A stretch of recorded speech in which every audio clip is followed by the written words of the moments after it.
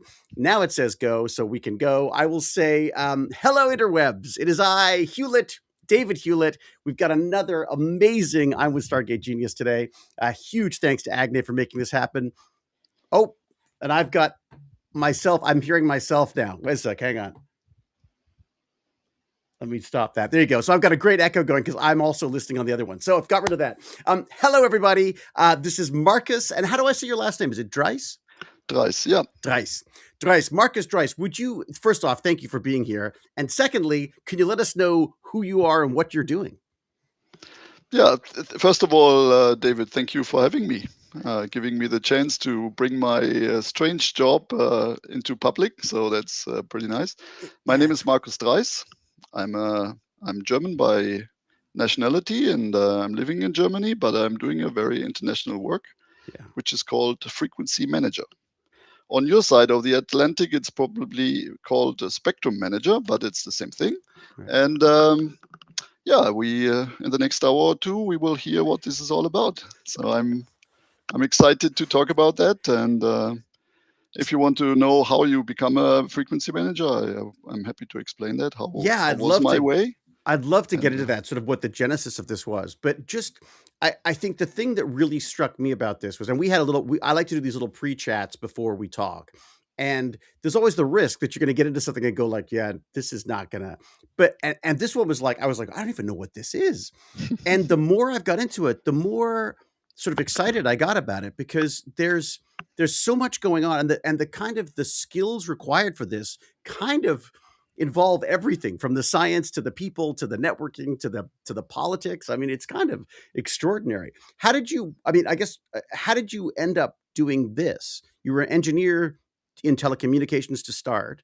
What got you into that in the first place? Yeah, actually, as you say, I studied telecommunications engineering in Germany. And towards the end of my studies, I had the chance to do my final exams in France, actually, where I had the chance to first go a bit international, and I loved it. And then when I finished my studies and became what is in Germany, this old title is called Diplom-Ingenieur, which is not existing anymore today. It's already engineer. What does it mean? Yeah. What's the Yeah, the diploma means that you, as a graduate of an engineering school.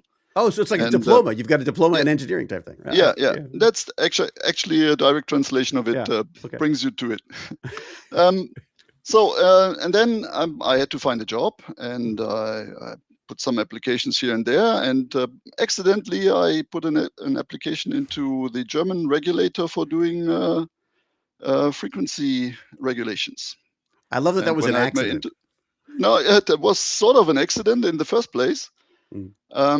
And then when I had my interview, it turned out that this involves international work, and I was very happy about that. And it looked like my future boss was happy with me too. And so I dove into international frequency management from scratch.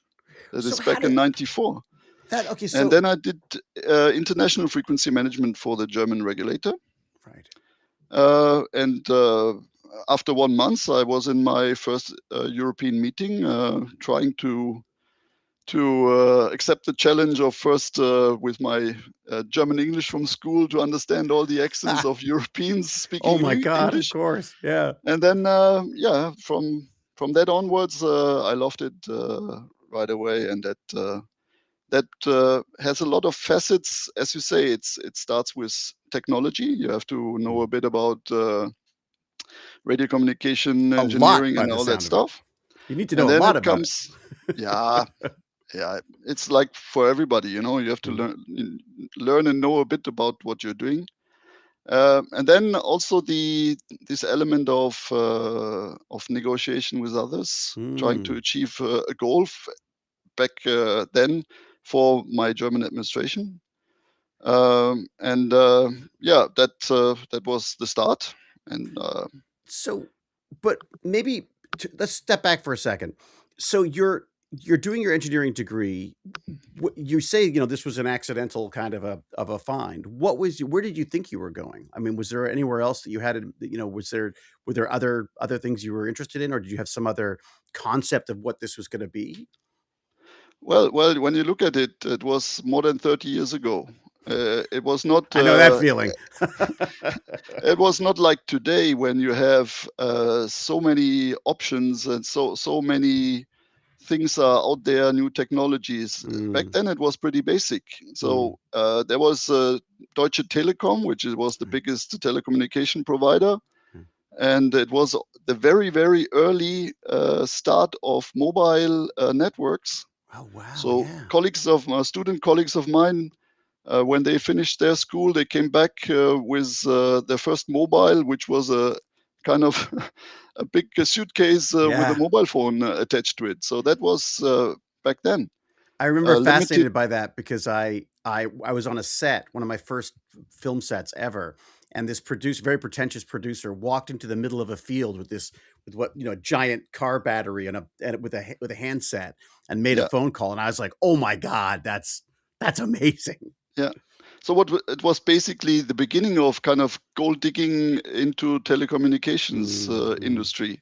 So they were all at the beginning of all these global or more kind of networks of mobile mm. systems. Satellites were what we knew was direct to home television, these kind of Right, things. right, yeah, So there were not so many options, and I'm at my age, I'm from a year where there were a lot of kids, yeah. which means that the jobs were not so numerous, and Interesting. you first of all you had to be lucky to find something. So that Really? basically was a bit of luck that with my skill sets that I acquired during my studies and Mm. a bit this international interests. I could find this nice job, which turned out to be perfect match. So what exactly is frequency management? Like for people for someone who's coming to this completely blind, what is it? What are you doing? Yeah. Back then, when I worked for the regulator, frequency management was as a regulator, you try to facilitate every new application, but you have to ensure that it works out fine with the existing applications. So everything has to Right. be in order, Right, and right. there have to be regulations out there which have to be respected, and that's what you're basically trying to do as a regulator in the field of frequency management. When Mm, there's a new mm, application like a mobile satellite or mobile network or mm. satellite network or satellite system, they have to operate in terms of frequencies that are allowed for them to use. And for this, what I learned back then, there's a whole set of national, European, and international regulations. It goes back further than I expected. I was really surprised Yeah, to hear. Yeah, because it goes back to, I mean, what is it? 160 years. 160 years. Yeah, yeah.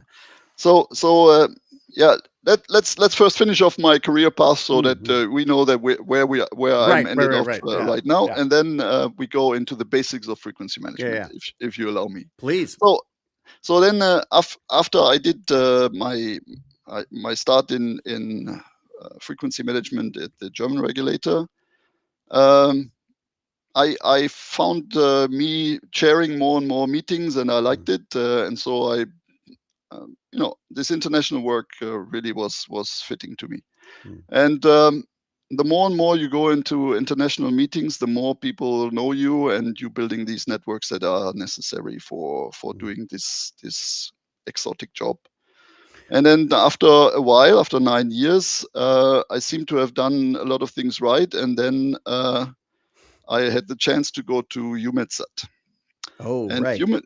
EUMETSAT is the European Organization for the Exploitation of Meteorological Satellites. So this is an intergovernmental organization with 30 European member states, Mm, and we are operating the European weather and climate satellites for Europe. right, right.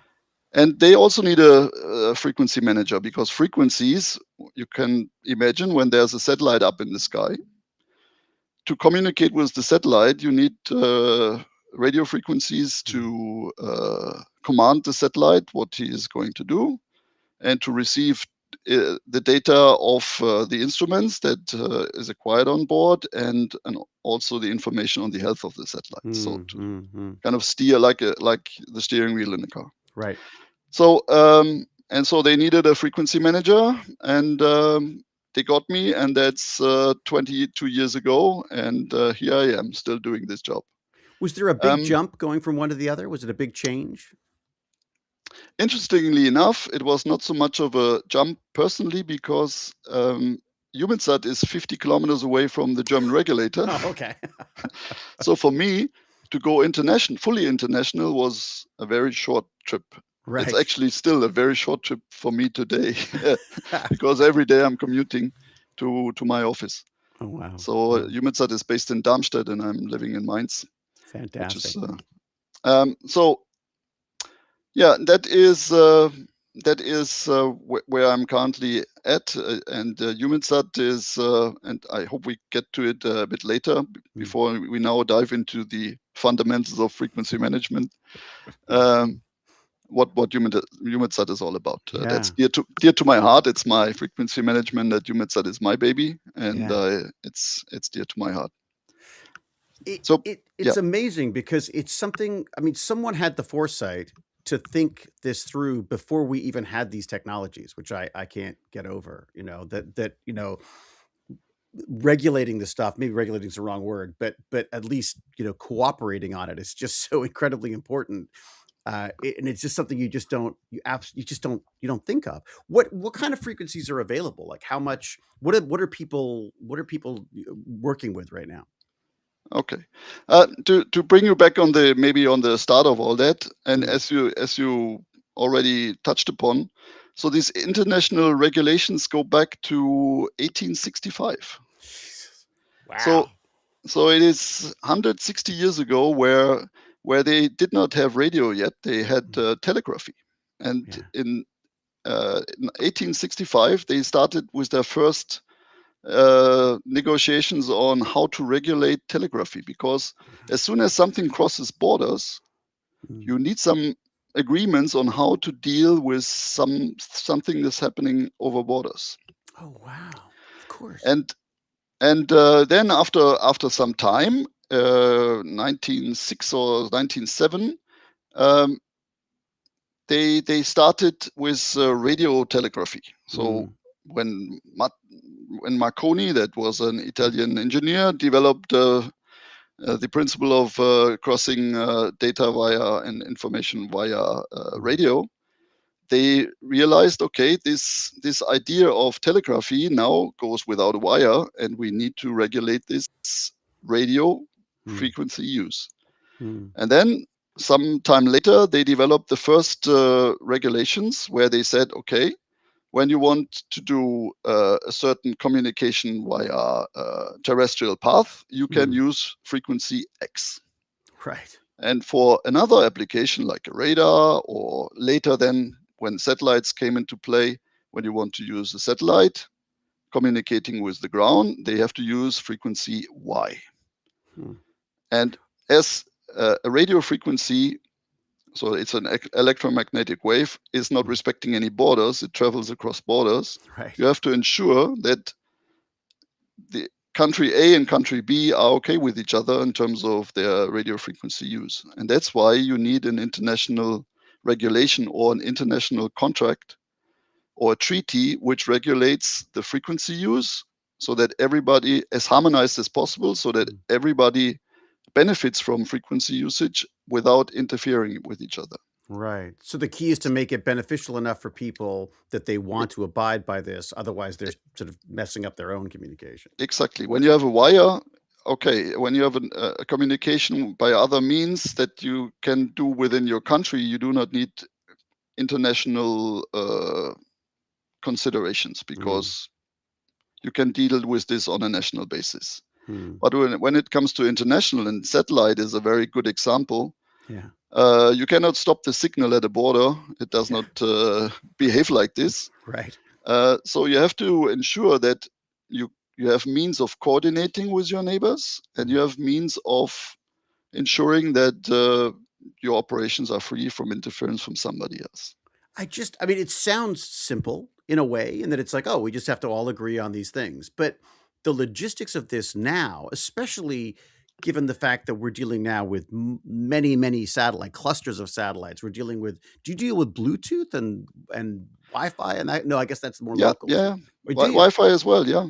Wow. Wi-Fi, I can later talk to you a little bit of an anecdote on this one, Mm, because that also does not come so easily without interference to somebody else. right, of Um, course. As I so know from my own Wi-Fi in the neighborhood. Yeah. so yeah, when this all started, it was quite limited.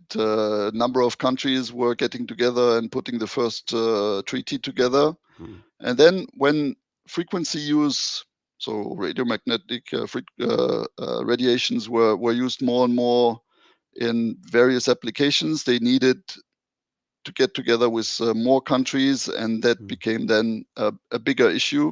mm, And so an organization like the ITU, International Telecommunications Union, which is now 160 years old, mm, provides the platform to get all these countries together and develop their regulations, the international treaty, and update the treaty every 4 years to ensure that we are up to date with the future needs or the current needs of the users and mm. those who provide the services to the users. These are the world conferences that happen E- it's every 4 exactly, years. exactly. And It's like the Olympics of if frequency. yeah, exactly. So and Oh, wow.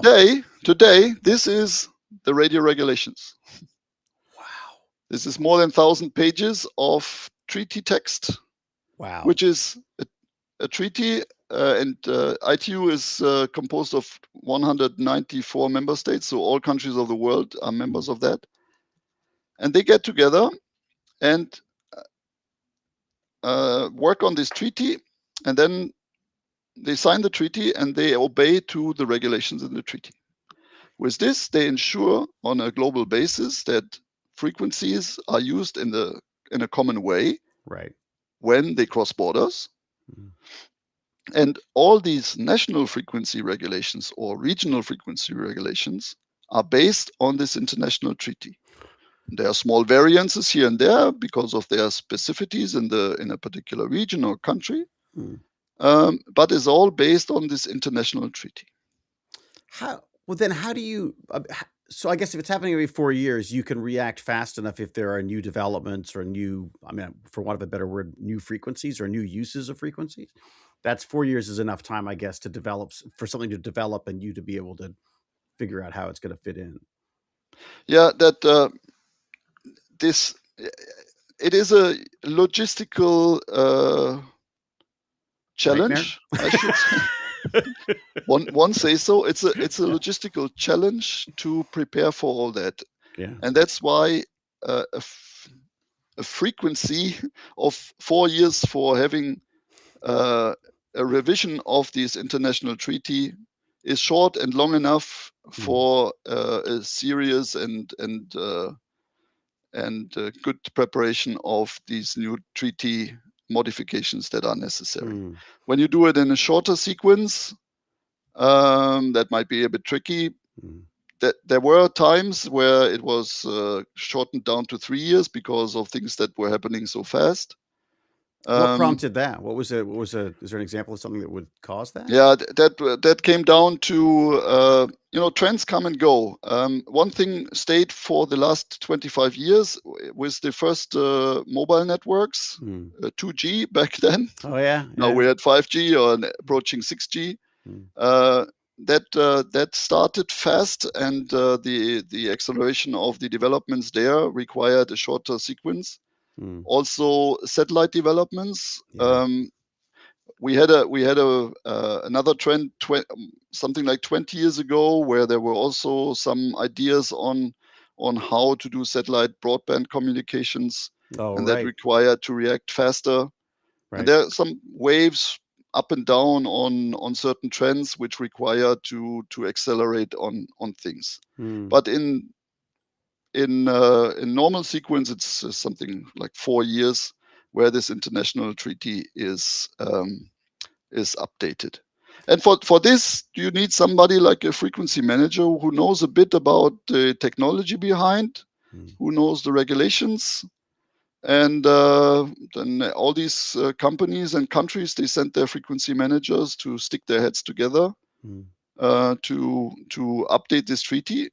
And more importantly, the 4 years in between, they meet not every now and then, but very regularly at the ITU level, but also at in our case at European level mm. and at national level to prepare for this event. So everyone's So on you the have same page, so to speak, for what they need to know. And exactly. wow. So everybody is preparing themselves for what are their ideas or wishes, how the future regulations should look like. Mm, And there, of course, you have nuances from every country to another country or from on a regional basis. Some are further in technology on one subject, others are a bit behind, others have different needs. And so it is, you have to find a common ground mm. uh, I love the that, word that, nuance because the reality is it's true. Everyone is going to have there's so many so it's not just about the technology you have to understand. You also have to somewhat understand, the culture, the countries, the how it's going to be used, I guess the political environment as well. I could see why it would be exciting because you basically get to do like you got your fingers in like 1,000 different pies yeah, basically. yeah, you can, for example, when you are in a small country which is highly developed with a terrestrial network, Mm, you might not need this have not you do not have the same need for a satellite network which is covering an entire country by the right. same means Of because course. the terrestrial network is well enough deployed to provide what they need, uh, Right. or other way around. So there are differences in needs which Mm, drive the market basically. yeah. So when there's no need, the market can do whatever they like. You have a hard time to convince the customer to buy in for their great ideas. Right, So right. that is something that, back to the regulator. The regulator, they have to facilitate that. And Mm, now I'm on the other side. We are using scientific or frequencies that are available for scientific use. right. We have to defend our interests more, that we try to get new stuff. Mm, Um, we are using frequencies with instruments that are very very sensitive yeah, to interference, yeah. and we have to ensure that those frequencies are protected properly on a global scale. Mm, And for that, we are running around the world and trying to make our voice heard, make mm, the people understand that what we are doing is to the benefit of the global population. And that is often not easy against market forces. yeah, yeah. No, Well, and everybody wants politics too, his, I'm sure, yeah, right? I mean, that's yeah, very, yeah. very much so. Mm, And it's perfectly understandable. Everybody wants his mobile phone in its hand and a mm, fancy satellite communication. yeah, I fully understand that. But on the other hand, people are also happy when they have a proper weather forecast or right. a warning when there's a hurricane arriving. So Mm, this is something that people need as well. But this is not as close to them as a mobile phone in their hand. mm. So So that so makes it our job a bit difficult. so it's not always obvious to people that what you're asking for is going to help. Well, as always, I guess it's kind of things like disaster preparation is something that we're notoriously bad at because humans are so bad at judging, at assessing risk. Um, but the idea of these satellites is that they're so sensitive now they can track the beginning of fires. They can signal floods. They can look at like how crops are doing and such, all of which would be hugely beneficial. Who would be pushing up against that? Who are you? Not, I mean, I guess I don't want to make them the enemy, but who is also vying for that kind of spectrum?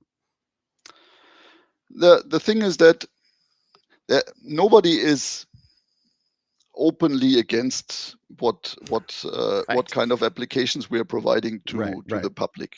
Right. That's for sure. But there, of course, every company has its company interests, and they have Mm. to kind of find their way into the market. They have to be uh, uh,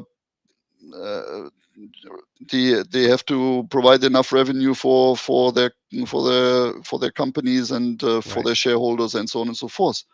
Then it is not so obvious that a second-hand profit they would have by saving money through a proper forecast on Yeah. emergency cases, on severe weather situations, Yeah. evacuations, and all these kind of things. This is of Yeah. course not. Save the money of being underwater. Yeah.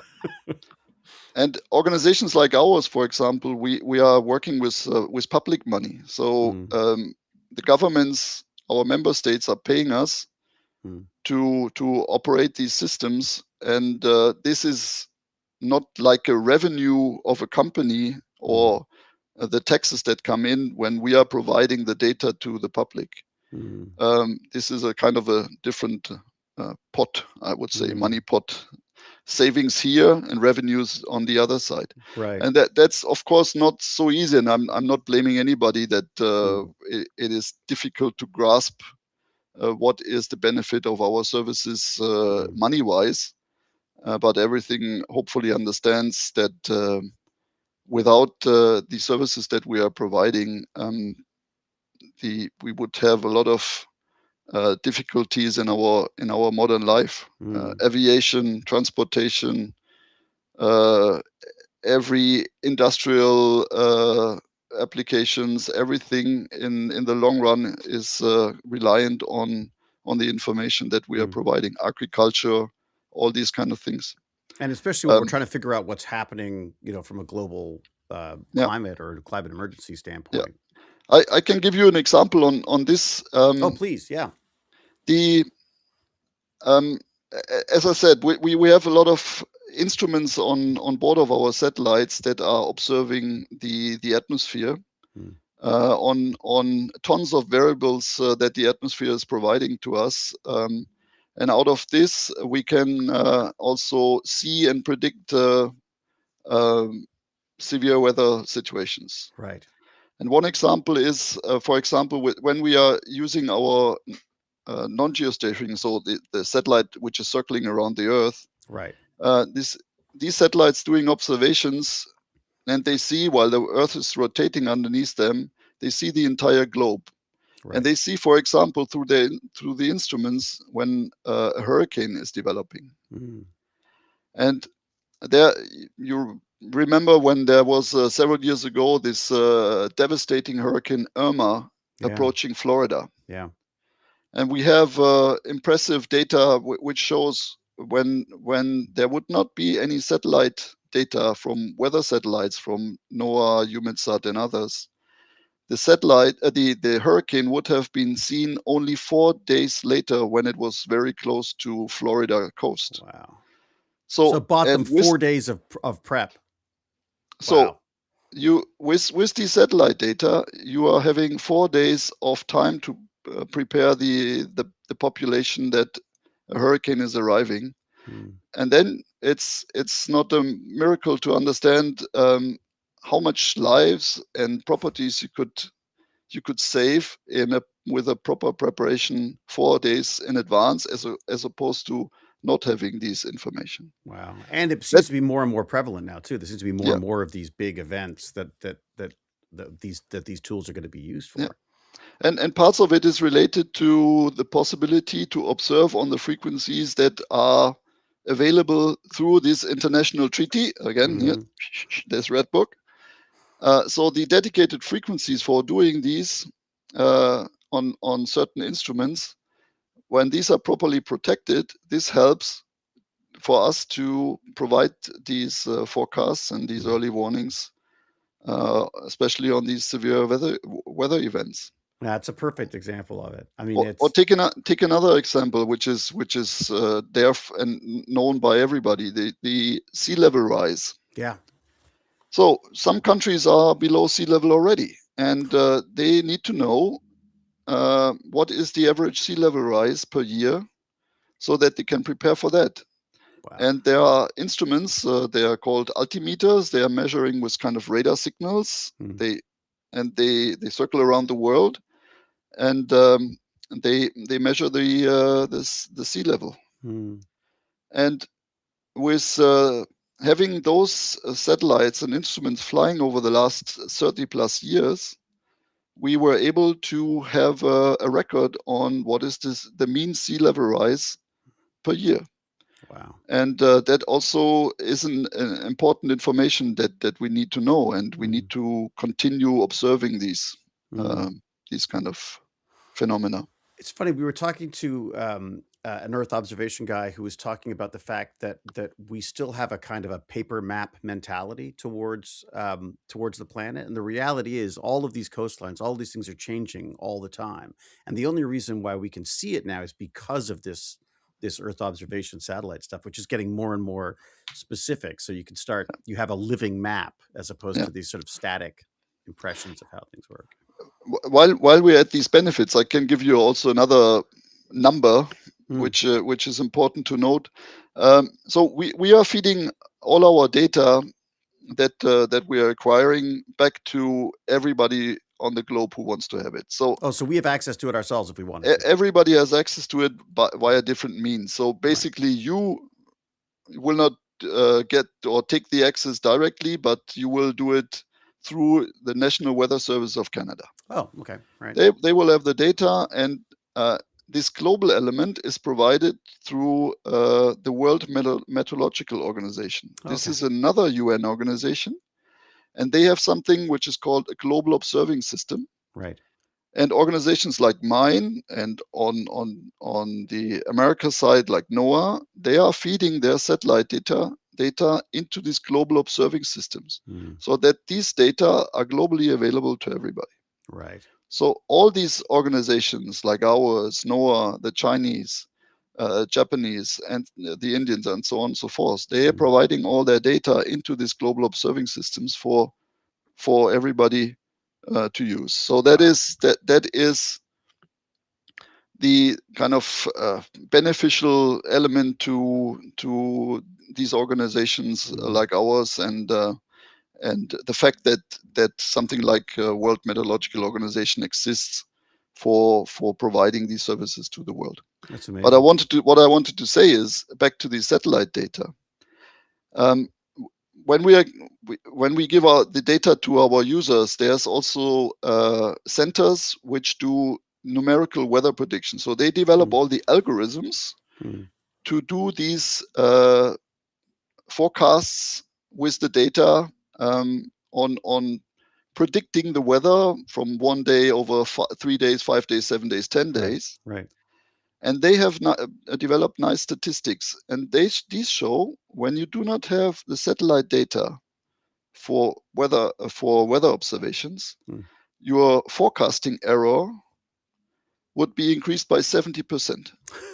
Other way around, with satellite data, we are improving our weather forecast by 70%. Wow. So And it that's is only huge. improving, I'm assuming, right? As the Yeah. technology gets better.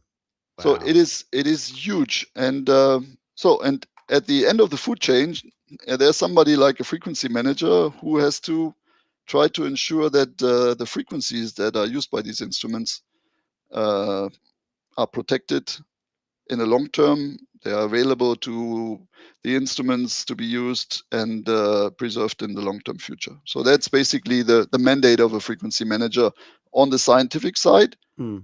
Any other frequency manager, they have their own reason for doing that.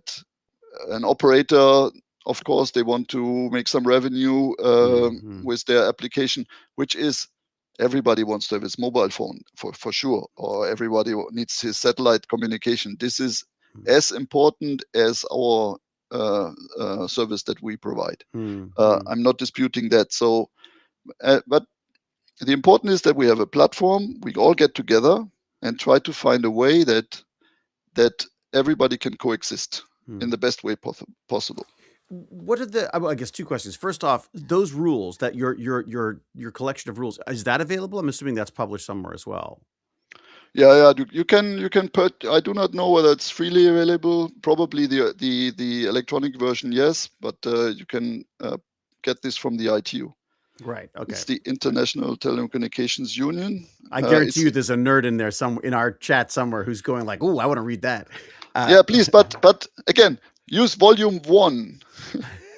And to dive slightly into mm, detail, mm. in Article 5 of volume 1, there are the frequency tables. Oh. And the frequency table shows you each frequency is sliced up, or the frequencies are sliced up in services. So Mm, every application is linked to a service, and wow. a service is linked to a frequency. So and this means allocation. So there's a Mm, frequency allocation for different services, and you find the table of frequency allocations in Article 5, which is in volume 1 of the radio regulations for people who want to have a look at. that's great because that would be an overview of basically the whole Yeah. shebang, right? And Wow. around all that, you find all the nerdy details that you need to know. When it comes to the other volumes, you find very great detail on how. This is another point we might want to get at. Mm, How is this satellite, all these satellites flying around, how they coordinate their frequency use among each other? mm, This is also a whole different planet, also regulated in the radio regulations, wow. but this is something which we might want to come to. If now I'm fine, but Yeah. as you No. wish. Absolutely. You mean the communicating between the satellites, No, or the thing is, satellites. Giving you a bit of history. Back then, what we knew is very scarce use of satellites. So right? there were some geostationary satellites bringing direct to home television. Mm. Everybody at home has its small dish at the house The where they receive. refrigerator in space, the Yeah, giant. Yeah. where they receive their direct to home Yeah. Those television. massive. They used to be the massive ones, didn't they? Yeah, and then more and more came the telecommunications for the users Mm, when these broadband applications came. mm, And first, these were smaller networks of a few satellites circling around the Earth. mm, One example is Inmarsat, for example. When you happen to be owner of a boat and mm. you need a telephone on your boat, Oh, you have your yeah. Inmarsat terminal and your communication with an Inmarsat Right. The satellite. sat phones, basically. Yeah. Yeah, or when you were on a cruise ship some time ago, Mm, the cruise ship probably used Inmarsat services and some geostationary satellites for their right. Right. services. And now in the generation of Starlink, Mm. everybody knows Starlink with several thousand of I satellites. see them in the sky at night. You see them in the Yeah. sky at Mm, night. mm, This ball game has changed totally because now mm, we're not talking about small numbers of satellites, but we're talking of several thousands in one constellation. mm, mm, And everybody wants to have a piece of a pie. mm, And so every satellite operator and many countries, they try to develop their own constellations and compete with that. mm. And that means it's getting pretty crowded up there. Yeah. And Especially in this the need areas that are of value to us. and that needs to be regulated as well. And for Mm, this, in the ITU and these regulations, there are some coordination and notification procedures of the satellite frequencies mm, up and down mm. and the satellite orbits. Right. So you register your information to the ITU, you get a space in the queue, and then you have to coordinate with all these others. Right. Right. And you can imagine with several thousands of satellites, Yeah, I can't even this imagine. becomes difficult for these commercial users. And they work on specific frequencies that Mm, we as a scientific users not using. We are using right. others. So, but all these satellite systems, they have to compete on these scarce resources. Mm, And to give you a little crazy number, by the year 2030, they estimate that there will be registrations towards the ITU of up to 1.8 million satellites registered, and all these need to coordinate with each other to get a little piece of the pie it, for frequencies and satellite orbits. And So do it's people becoming have to rent a space? Like, how do you it's get it's to it's it's not renting. You No, if there would be nobody to regulate that, Mm, or if there would be no mechanism to regulate that, everybody would push their satellites up in the sky, do whatever they want, mm, and as soon as there's saturation up there, they would interfere all with each other, yeah, yeah, and nothing would work. mm, So you better coordinate that properly according to certain procedures which are laid out in the regulations. And mm. then you have a good chance that things are working out. So you know when you're putting a satellite up there that you've done everything necessary to make sure that you are not gonna be interfered with as much as Exactly. or interfere. Right, Exactly. okay. So you need this kind of regulation in order to ensure that you make the maximum out of the scarce resource, Mm, mm, orbits and frequencies. mm. And this is becoming, with this new trend of mega constellations, this is the buzzword. Yeah. With this new trend, this is becoming more and more difficult. So we need more frequency managers. They need more frequency managers. And on the other hand, we need more frequency managers too, because they are operating next to frequencies that we are operating for our sensors. Mm, And as you know, they are very sensitive. yeah. They can even be interfered with somebody, at the neighboring frequencies spilling over into your measurements in the neighboring Mm, frequency.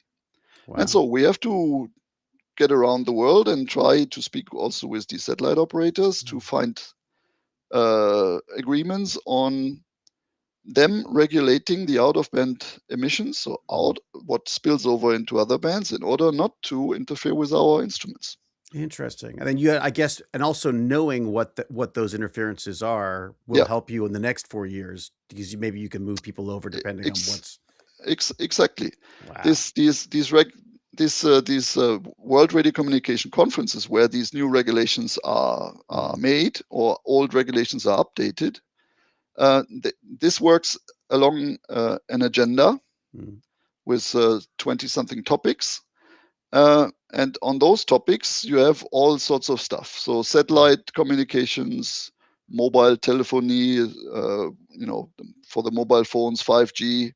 mm, They require additional frequencies for some scientific stuff like ours, some other terrestrial users. mm, And this is on the agenda, and this needs to be prepared well. And mm, for this, you do have to do a lot of studies. mm, I have some clever friends that work with me who are super in simulating satellite constellations and mm, doing simulations of the potential for interference. And with these results, mm. we go negotiate in this framework of this preparation to find the good measures to protect our sensors, for example. Is there a standard for that simulation? Like, is everyone using the same? Because surely that would make a difference too.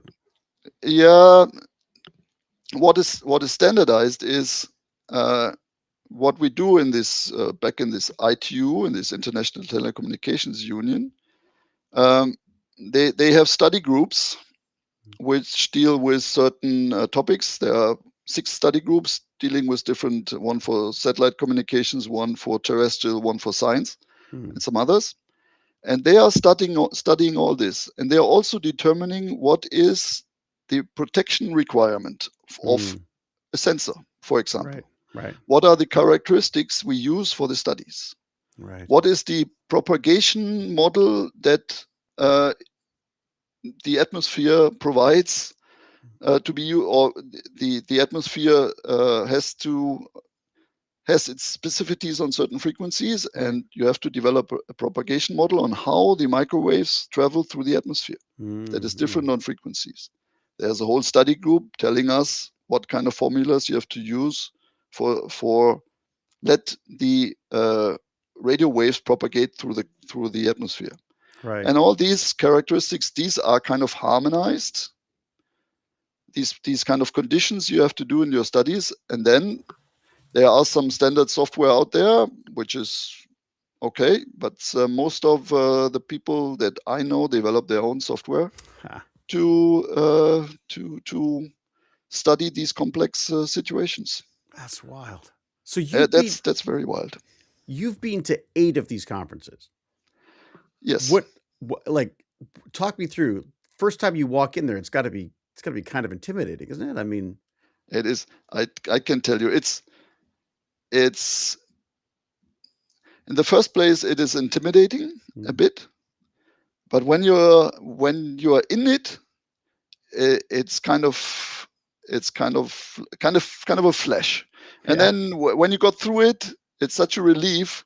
It's so nice. yeah. Yeah, it might be interesting for people to understand what can people talk about frequencies so long.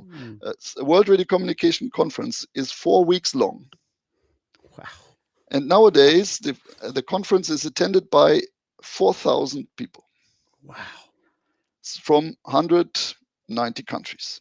yeah, So 4 weeks, and when you think they work from 9 to 5, yeah, uh-uh, they no, work from 9 to 9, and including on the weekends. wow, And the first conferences I attended, it was still all on paper. right, And the procedures of a conference required that all the documentation had to be available to the people right. that attended the conference. So back then, in an example in 2000 or so, there were 2,000 people attending, and Oh my God, that's a lot of paper. you have 2,000 pigeonholes for 2,000 participants, and there were Oh my God. staff providing the papers into the Oh pigeonholes, my God. and we were carrying 2 bags with big folders full of papers. Wow. And then we were discussing days and nights. Mm, And in the last week of a conference, when the easy bits were kind of out of the way, mm, the difficult topics, which had the highest political nature and which were most contentious, mm, the work continued on through the nights. The last night usually was up to 5 o'clock in the morning, wow. and then the high shots went into a small room, carved out the final agreements on the highly political topics, Mm. like when there's a new vote for a pope, when the white smoke comes out of the chimney. There you go. Yeah. And and it even happened once that they had to stop the clock because they did not finish. But Oh, really? they could, when they would not have physically stopped the clock, they would not have resulted the most contentious issues. So Wow. they took the trick of stopping the clock in order to finish the Wow. work, and What this jumped madness out? continues. What like I mean, are there any sort of big issues that came up like of those eight conferences? Are there any sort of specific issues that stand out to you or triumphs or Well, globally, the big issues of which most countries concerned with is always the mobile networks, right, right. 3G, 4G, 5G, Mm, because they are providing the economies of scale. right, right. And then there were some waves of new satellite communication trends. 20 years ago, where there was a big show for a number of these systems trying to get into the regulations.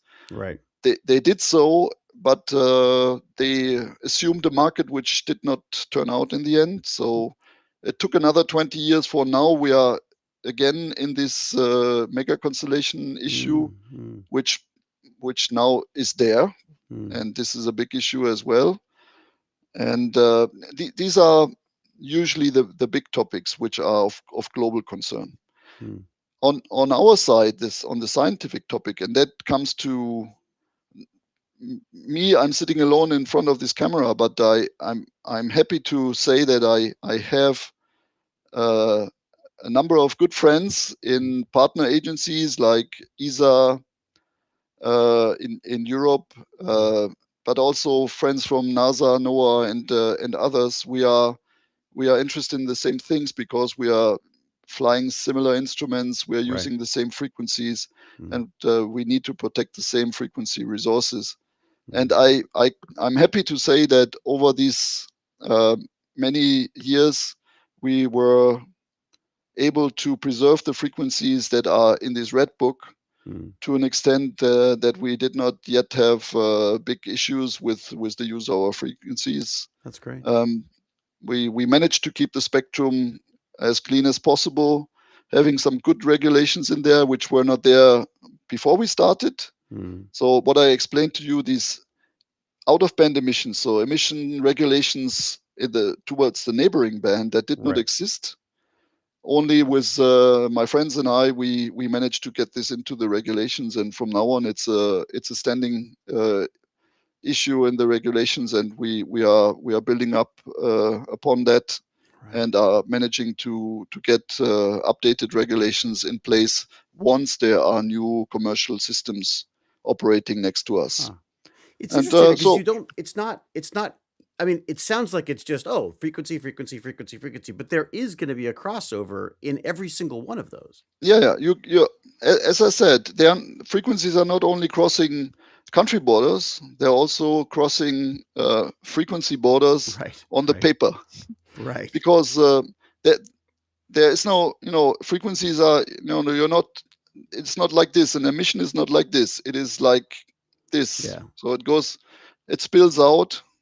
Yeah. And even those small peaks on the side, they are big enough to interfere with our sensors, because we are measuring natural emissions out of the atmosphere, which is basically noise to others, but for us, it's the information. And when somebody else is adding to this noise, we are measuring their noise on top of the noise we need to observe. Right. And then we do not know what is now information on water vapor content or temperature or humidity, the composition of a cloud. What is now the natural emission, or what is now spoiled by, or let's say enriched Right. by I like an enriched. Yeah. by an emission from a neighboring commercial user. In my So homework, one of the things that came up that really struck me was this passive microwave yeah, satellite, where basically it's not sending anything down; it's having to pick up the tiniest yeah, of bits of yeah, information. So anything could yeah, affect that.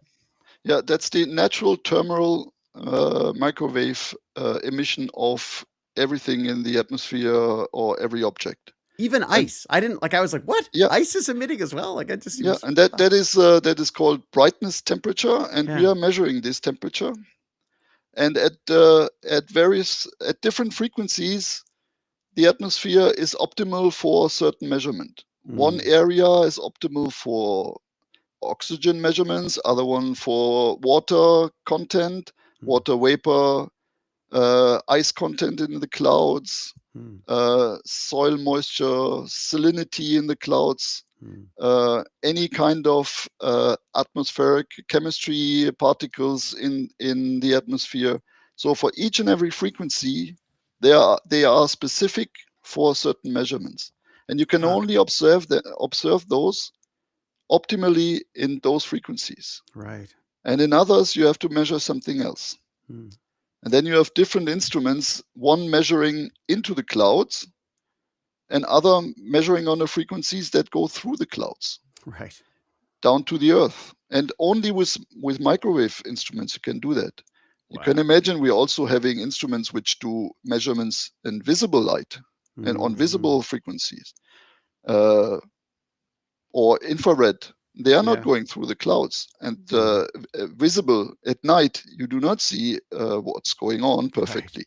So Right. for that, you need microwave instruments. They can do all that. They can measure in the clouds, through the clouds, depending on the frequency.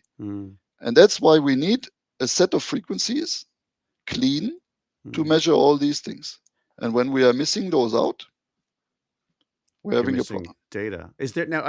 What is sort of competing for? I mean, I'm assuming there's a lot of microwave related stuff going on. I mean, what is that? Yeah, Are we not able to see certain things because there's other satellites using it? I can give you a few examples. For one very famous example for interference. There's an instrument, one flown from ESA and one from NASA. They're called SMOS and SMAP.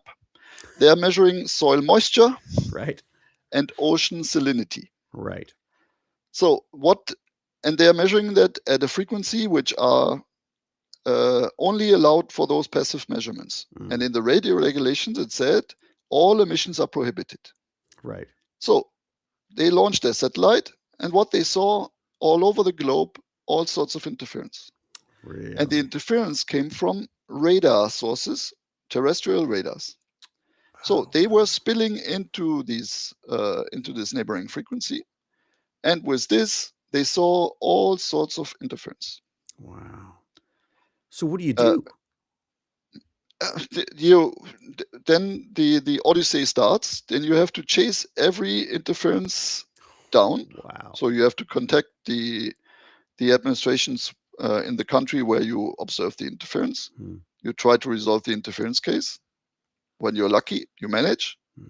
When you're not, bad luck. You're losing the data.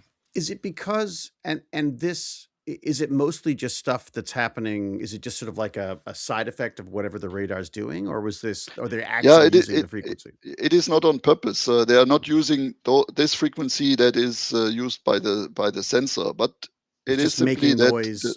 yeah, it is what is spilling over. Right. Another example. Let's take Starlink for example. They with their next generation of satellites, they are planning to use frequencies which are next to passive microwave sensors that we are operating, for example. Oh, okay. But as they are not yet there, we are already working with them to find the appropriate regulations to put in place in order to avoid that their operation would interfere into the passive sensors. Right. Right. That is, for example, one item on the agenda for the next World I'm Radiocommunication sure. Conference Yeah. in 2027. So, but that's okay. That is progress. They want to get access to the frequencies in a neighboring band. Regulations are there to be made in order to ensure that things work out fine. Is there an opportunity to team up? Like, is there an opportunity, like when you say, like, look, this is this we're doing this passive listening, your satellites could get in the way of that. Could you get them to do a little bit of the research for you, or to collect data for you, or anything like that, or there's no No, crossover? No, you can't. the instruments are so complex, and that requires a whole satellite system Yeah, it can't to just be be built tacked on. especially for Okay. that. So they cannot simply do the same thing. Okay. That is they have their purpose, and their satellites are pretty small. I do not know the actual size, but our satellite is like an Amazon van coming to your house. Wow. That's Okay. that's the size we are talking about, Really? and we have 6 to 10 instruments on board of our satellites. So these are Right. huge pieces, and Yeah. they Yeah. cost each satellite or the satellite constellation costs a few billion. Wow. They are so highly complex; it's not comparable with these communication Right. satellites They're not of going to fit in mega those little constellation. CubeSats. They're not going Yeah, to. yeah. Yeah. That And must have been a our change. and our satellite systems are built to last long Right. and are built on public money. So they have to be as resilient as possible, Yeah. as reliant as possible on regulations being good, um, in order to make the best out of the public money. So that's our aim, to And the provide the public best needs to service. benefit from the data that it's getting. So yeah, yeah, Exactly, makes exactly. sense. That's And they interesting. are built for our constellations that we are building. Constellation in our sense is we fly a few satellites, then they are replaced when they're aging by the next set of satellites. Right. They are built for decades. Yeah. So we are operating 20 to 30 years easily. Some of our satellites, which now went for retirement, they lasted 15 years, up to 20 years, when their design lifetime was 5 or 7 years. It's So amazing, isn't it? and that is best value for money, I would say, Yeah. and No that's kidding. make Right. the Yeah. best out of it. And that's what we are trying to achieve, and that it is a challenge.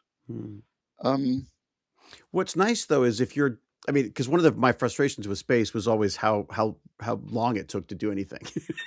And the fact that you need, that these projects can last, 10, 20, 30 years just in the process of getting them up there. That would be good though for the frequency management, right? Because you'd be able to lay down the groundwork of what you're going to need, and then you've got that 30 years to make sure there's nothing messing with it. You're touching upon a great point, and that's very specific to frequency managers like myself or my friends from ESA, NASA, NOAA, the Chinese, and so on. When we are developing our satellite system, which is so complex, it takes another 5-10 years until we launch the first satellite.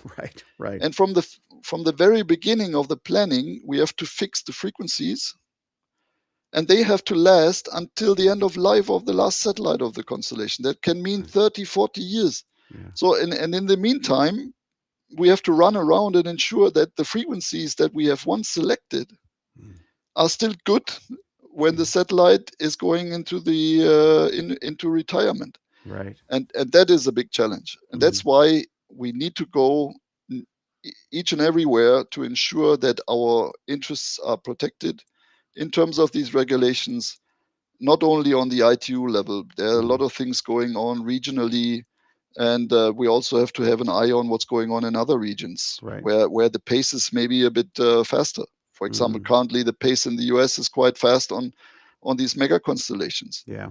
But as our satellites are also flying over the US and their satellites flying over Europe and everywhere, You got to have the we back have and to forth. ensure that we have early communication with them, early coordination with them to ensure that our frequencies are taken care of, our frequency usage, and that we are protected. Do you have a favorite? Do you have a favorite satellite? You ever got a favorite system that you like that sort of tickles your fancy more than others? I like our old-fashioned geostationary satellite. It's called Meteosat. Meteosat, yeah. And the first and second generation, it looks like a washing machine. It's like the drum of a washing machine. Yeah. It does 100 revolutions per minute and does its visible measurements while it is spinning. And that is quite interesting because most of the satellites are 3-axis stabilized. That means you have a box in the middle and you have the solar panels on the side, and you stabilize the satellite in this way. Right. But I really like the style of our washing machine drums. It's the OG satellite. It's the original. Yeah, it's the OG. It really, that's what it is. It is, and what you see behind me, that is the history of our satellites. On the top is the first Meteosat satellite picture, and on the bottom is the last picture is of a first Meteosat of the third generation. So that's just the resolution's just getting better and better and better as you go along. Wow. Also the resolution, the number of channels we are observing, and also the speed in which we are providing the images. On the first picture up there, it was 30 minutes per picture, and now down on the bottom, it's 5. 5 minutes. Yeah, and 10 minutes, respectively 5 minutes, depending on the scanning that we are doing. So and that's the resolution. What's the difference of the resolution? Oh, that's I do not know out of the top of my head. It's got to be huge, right? I mean, that's even though it's coming down faster, there's more data. But you should not take it like the spy satellites in the Hollywood movies, where they can watch from the sky what you're reading on your newspaper. Yeah, around corners, through windows. Yeah, because those satellites are at 36,000 kilometers height, and the resolution is something like a few hundred meters. Wow! But that is good enough for doing the weather observations on a daily basis. So these geostationary satellites, these are the ones that give you the daily forecast. Right, because they're sitting right above you, looking. They are sitting right above you because they are turning at the same speed like the Earth rotates, and so they are fixed in the sky. While the others, which are doing like this, ours are polar orbiting. They are orbiting around the poles, and the Earth rotating underneath. Yeah. And they have a repeat cycle of 100 minutes, and they see the same spot on the Earth only twice a day. So their measurements are more long-term. So there you're looking towards the several days, up to 10 days of forecast. Right, right. But when you have the two, the GSO and the orbiting, then you have a complete set of data that you do have for the state-of-the-art That's weather amazing. forecasting and climate monitoring. It's extraordinary. It's amazing to me that my son can, like, he was, you know, he was going to go, I can't remember, he was going somewhere, taking a train or something, and he just pulls up on his phone a satellite weather tracker, and he can show exactly, oh, it looks like the rain won't be here till so and so, so I won't bother with, like, the fact that that kind of data is in the hands of like a teenager now is amazing to me. Like, it's just Yeah, magic. but that can also be done via terrestrial radars. These where the rain comes from. Oh, So right. Well, what the you rain, I guess. Yeah, that's true. It doesn't need to be. some Yeah. that is we do that as well. But that can also be a terrestrial radar. So depending on the app. Fair enough. Fair enough. Just Right. to be fair. Yeah, yeah. And It's when just, we but now even just the access to the data to me is amazing. That we have the tools that allow us to see that stuff when we want to. when we are coming to terrestrial radar, I said that because you pushed the ball to me on this one, and I picked it up. Yeah, yeah. For the terrestrial radar, another story for a result of a WRC which failed a bit. Wi-Fi. So Yeah. radio LAN using 5 gigahertz. Mm. And the regulations were made some conferences ago, and they invented a concept which is called direct frequency selection or dynamic frequency selection. Right. So it's kind of a listen before talk. So these devices first have to listen into the channel, listen whether it's free, and then they can transmit. Right. Okay. That was to protect the terrestrial weather radars that are operating on the same frequency or on neighboring frequencies. So, and unfortunately, not every provider of this equipment obeys to this rule properly. So, and that what happens with our global markets, the markets are kind of flooded with equipment which is not obeying to the regulations. They do not have the proper dynamic frequency selection. Thus, they are interfering with these terrestrial radars. Oh, wow. So the cheap knockoff stuff might not be obeying all the rules because it's expensive. Exactly. To do more and then the regulator, they have a hard time to get this stuff off the market. I'm sure. With these nowadays, you buy a cheap thing somewhere on a platform, and that comes to your house. How can a regulator kind of compete with the speed of this flooding the market? Yeah. So the consequence out of this is that the National Weather Services, which also work on public money, they have their weather radars interfered by these radio LANs. Wow. And when you consider a weather radar is a very expensive thing, a country might have 1, 2, 5, or 10, depending on its size, and they're all interfered by radio LAN. And then what can they do? They have to buy for huge amount of money and refarm the entire terrestrial radar network and put it somewhere else. Because of a bunch of $20 electronics. Exactly. Wow. So that is a negative example where a result of a WRC did not result in a proper regulation, in a, let's say, enforceable regulation, which works in reality. It worked fine on paper, but it didn't work out in reality. And because enforcing it's got to be, I mean, especially across borders, it's got to be crazy. I mean, basically, nightmare you just have to doesn't work. Yeah. So I know a number of colleagues in National Weather Services which are really fighting this since years and years and years, and it's a never-ending story. And it's still an issue. Yeah, it's still an issue. It's unresolvable. Is there a way to find out what models or things people should be avoiding? Is there a way, like, where do people? I wouldn't even know where to look for that kind of information. Yeah, that's very difficult because you can print everything on your label, so the user does not know how the equipment functions. Right. It'll say that it's maybe not buying the cheapest thing on planet is a good start. I don't know, but I'm looking around my office going like, I wonder what I'm interfering with. So this is an example that is really negative. Luckily Mm, for our satellite stuff, we do not have such an example.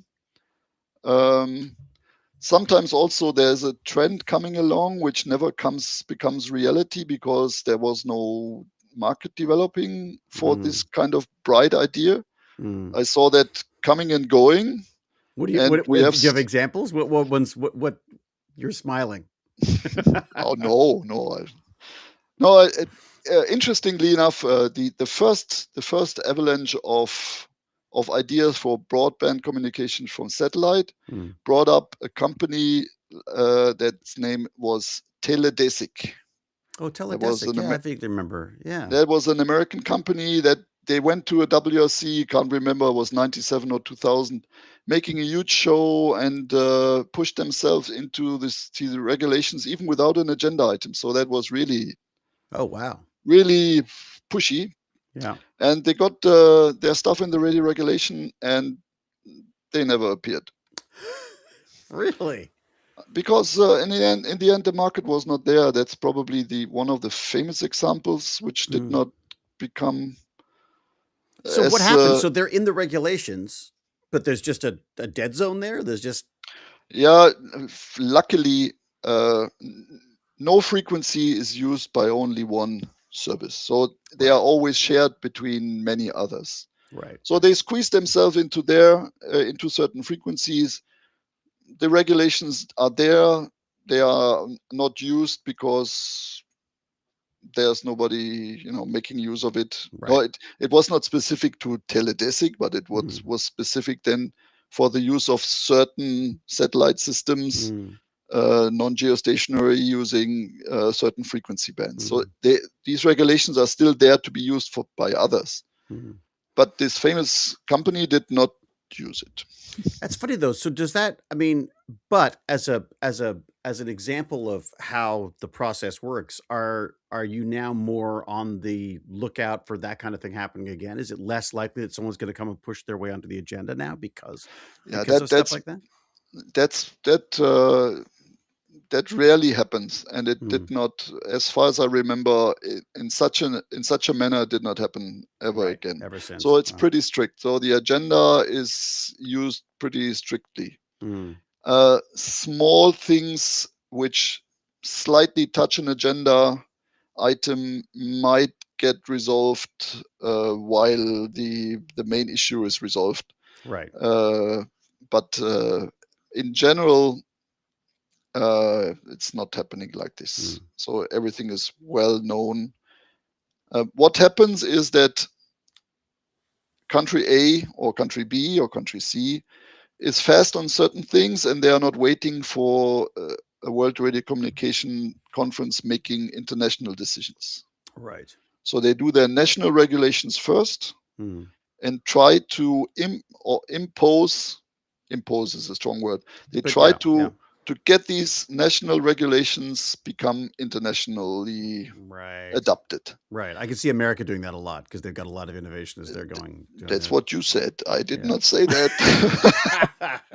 No, but no, that's fine. And Uh, again, this is another thing that we touch on, which I think is fascinating, is the diplomacy required for this stuff. Because yeah, the yeah, yes. reality is, you can't just go like you're a jerk. That because you just that like it's everyone's gonna have a different approach to these things, and No, it is from my experience, having fought through all these years and these mm, different WRCs.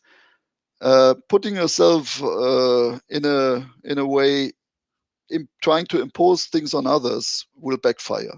mm, You mm, have to find a way of making your stuff acceptable to the others. It's a give and take thing mm, because a WRC works by consensus. They are very right, proud of not voting for things mm, and trying to find compromises. And when you're coming there with an attitude of pushing everything through, this can badly backfire.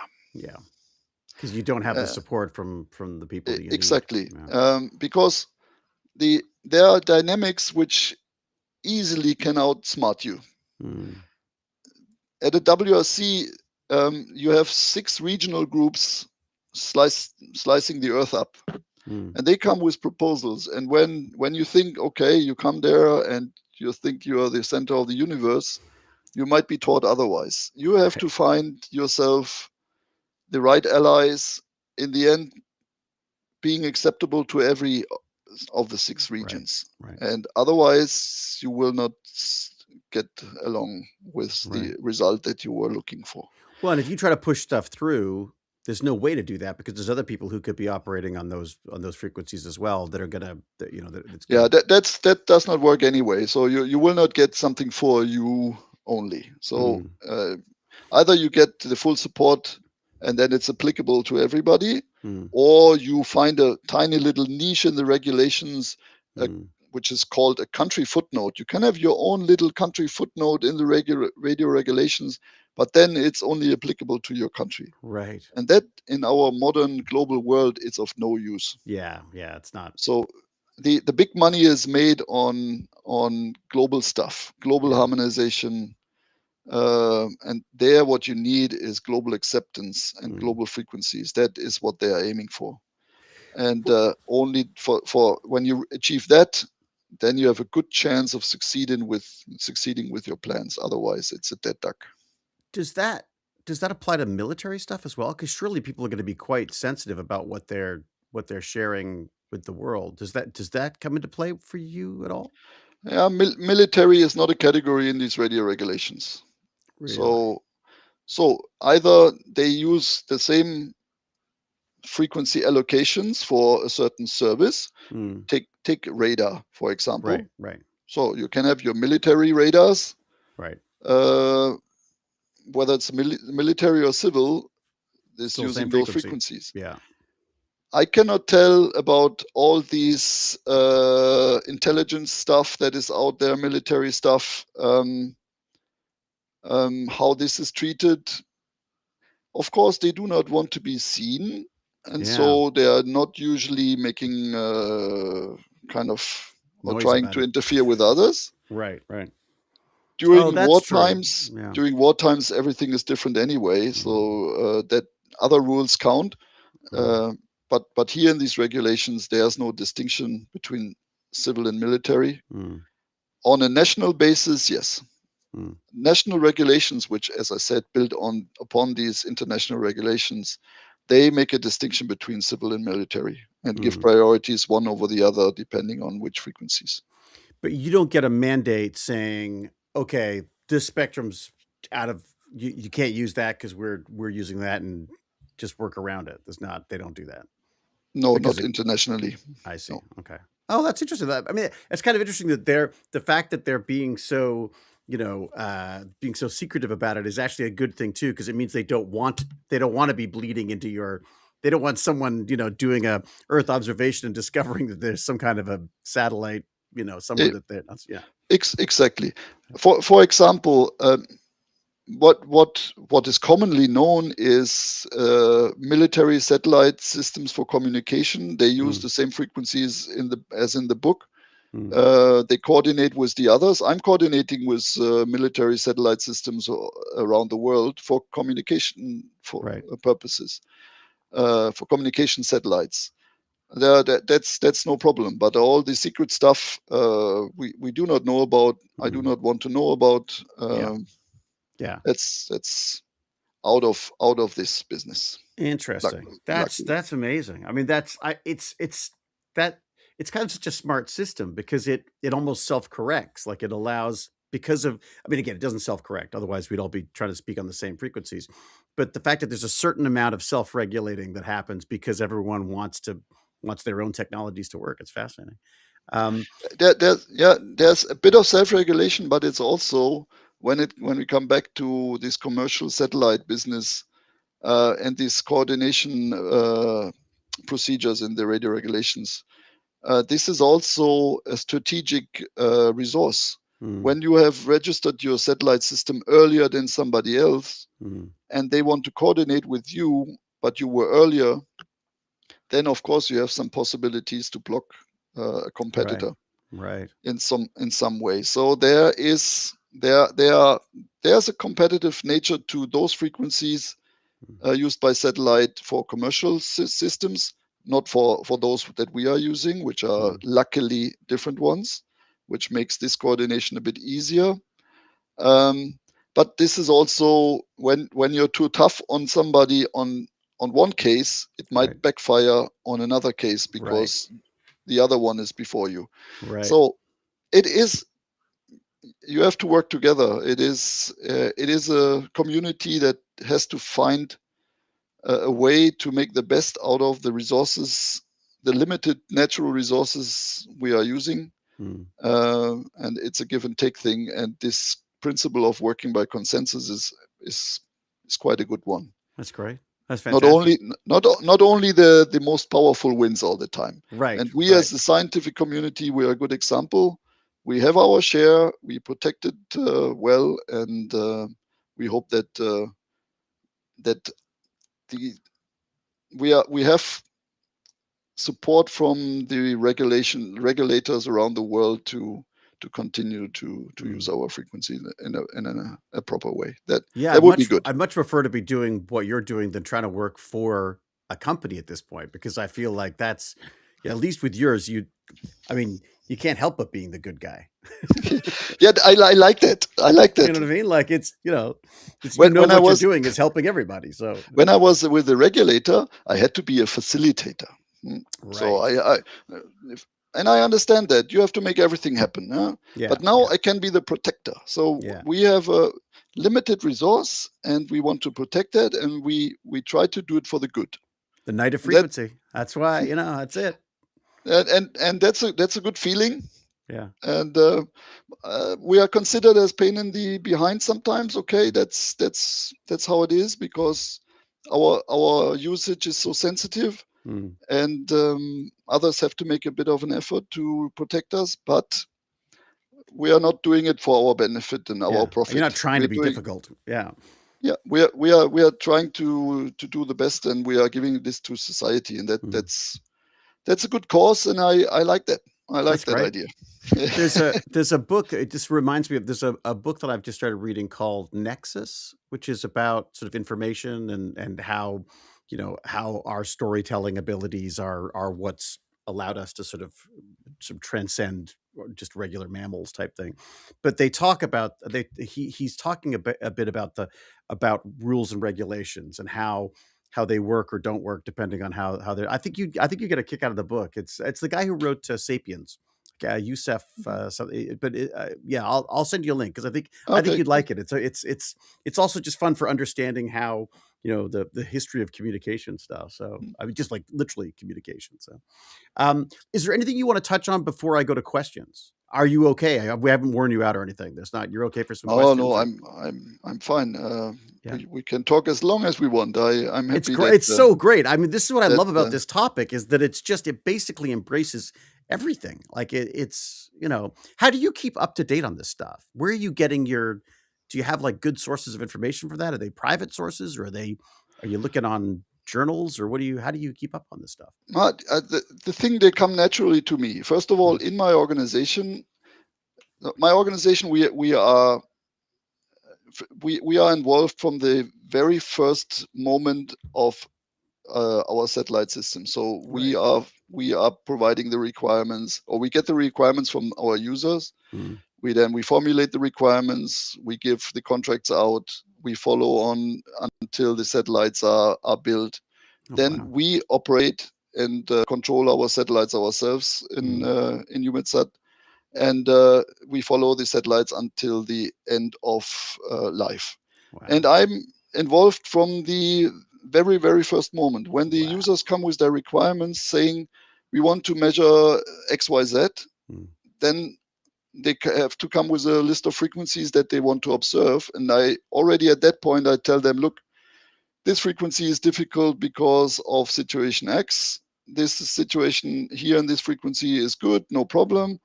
Here, better not, although it's scientifically of interest, but you will be receiving interference because Right. of it's Right. not covered in the radio regulation and so on and so forth. So, and then it continues while the satellites are built. I'm running around, try to protect that stuff. When it's in operation, when there's some interference coming, I'm in contact with the operations guys Mm. to sort out cases of interference, which we are having every now and then, and that goes on through the entire time. And as I have to go outside, in I'm involved in the national regulations in my country and with my friends in the neighboring countries. In Europe is also a group of countries which is called CEPT. It's the Conference Européenne des Postes et Télécommunications. Mm. It's comprising of 46 countries Wow. or 44 countries. I can't remember exactly. They do the European regulations, Mm. and we have to be involved there because Right. this also determines what Europe uh, brings to the WRC. Mm. So the European proposals, we need to ensure that Europe takes into account the interests of my organization, for Right. example. Right. So otherwise, I would not have any chance to influence anything Right. at the level of the world. So it has to first have to put my fingers into the European Right. proposals for the WRC, and only then I have a chance. Wow. So I have to be involved in the European level and then at ITU level. And there, the good thing is that I told you about the study group work of the Mm. ITU, study Mm. group 7, to do a Yeah. bit of Yeah. advertisement Science there. services. There you go. Yeah. The study group 7 on science services, SG7. It sounds very Stargate. exactly. It's perfect. And I happen to SG7. be now the chair of this, Yeah. so I'm involved in many of this stuff, and we are doing time signals. We are doing radio astronomy. We are doing space research. We're doing Earth observation and meteorology and radio astronomy. I mentioned already. So Yeah. we're doing a lot of You're stuff. looking both ways, basically. I mean, it seems to be Yeah, yeah. covering because I would have thought it was just Earth observation with the frequency stuff, but of course you've got to coordinate the other way as well. Radio So, astronomers, we often share frequencies because they also listen only, but in the other direction. right. Yeah. And then you have these space research people that they are looking into space, Mm. either near Earth or into deep space. Yeah. Moon is currently a big thing, so there's a race to the moon.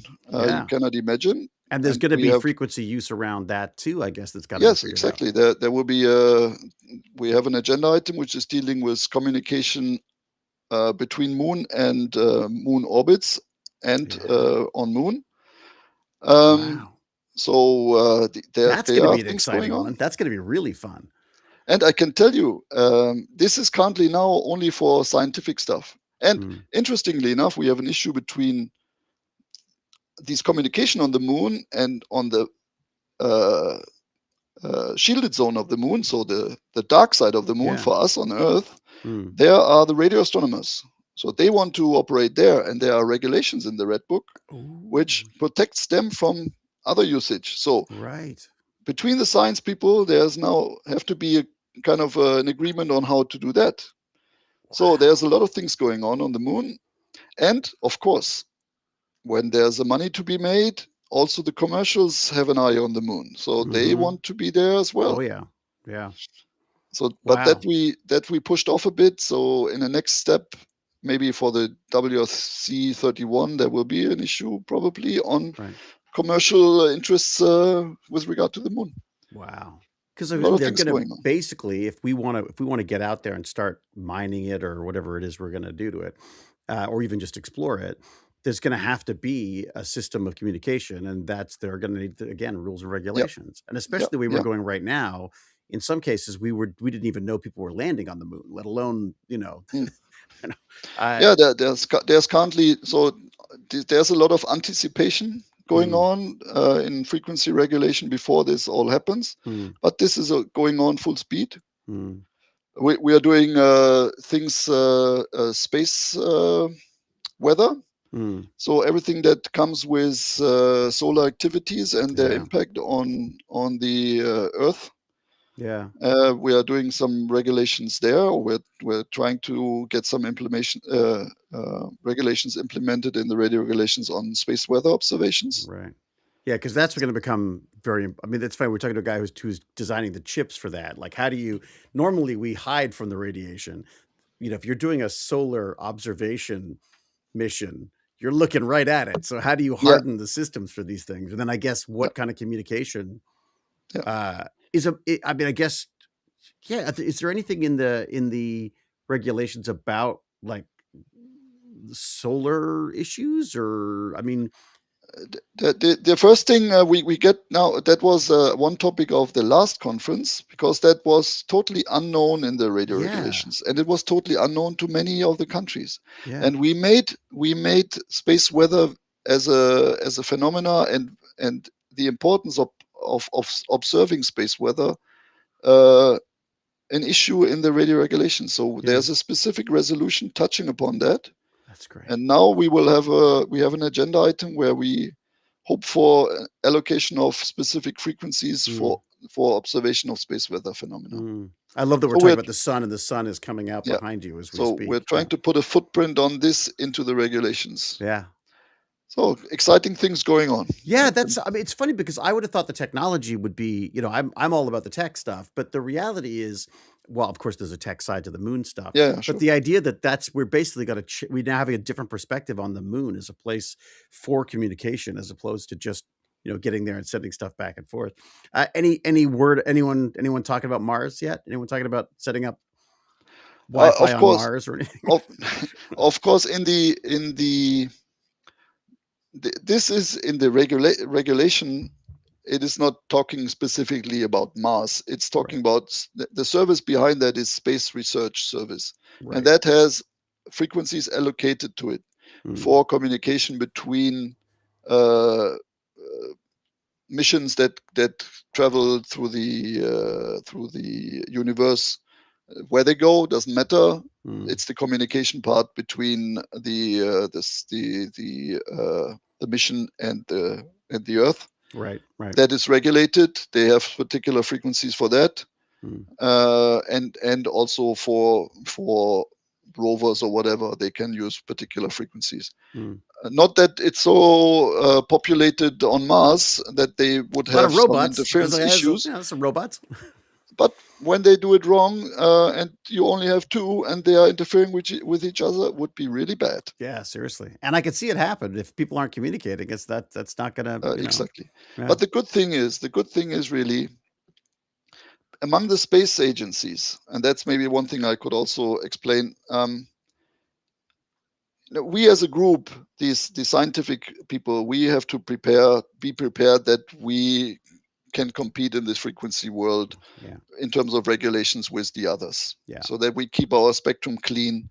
But we also have to ensure that ourselves we coordinate well among each other, because the frequency resources identified in the regulations we Mm, have to share among ourselves. right. And what we do, we have a group which is called Space Frequency Coordination Group. It's an informal group, and there we have all the space agencies from around the world. Wow. We meet on a yearly basis. We present our new stuff, coordinate among ourselves so that we are not interfering with each other. Mm. And you have a Only unified then front. only then we can complain towards the outside users that Right. that they shall not interfere with us. When we are creating a mess to ourselves, that would look bad. So Yeah. we try to do our homework well. Mm. And this group exists already since 40 something years. Wow. And we are coordinating our stuff, and that is a good community, which is, as I said, from around the world. And Are you getting together we are, physically, or is it an online thing, yeah, or yeah, yeah. yeah. No, it's physically, and it's a 10 days thing every year, and and we are united in the issue. There are no Mm. politics involved. There's nothing. The engineers That's gotta meeting be so much fun. and talking and Yeah. finding solutions. It's solution oriented. That's the good part. That's Yeah. where the engineers come out and politics stay out. Yeah, that's fantastic. I think that's almost more exciting to me than because I'm more scared of the idea of the entire world and politics and diplomacy and all. I'm not so good at that. But the idea of a bunch of engineers together discussing this stuff would be, yes, fantastic. I should ask questions. I'm so sorry. I can't believe we've been talking for like an hour and a half. Normally I get to questions in 45 minutes. So I apologize. Let me have a look. This is just amazing. Thank you so much, Marcus. Well, my Um, pleasure.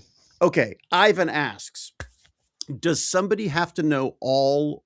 or remember those thousands of pages. I guess you could look. It's what's what the book's for, right? Looking it up. But you already know what the articles and what page they're on and stuff. What I can say is there are people out there which have up to 50 years of experience in that stuff with memories, which is amazing, Yeah. which can tell you at WRC XYZ, we have implemented this and blah, blah, blah, blah, blah, blah, blah. Wow. Most of the others cannot tell whether the story is right or wrong because they have not been born by that time. Right. So, Right. but But they can there look it are up.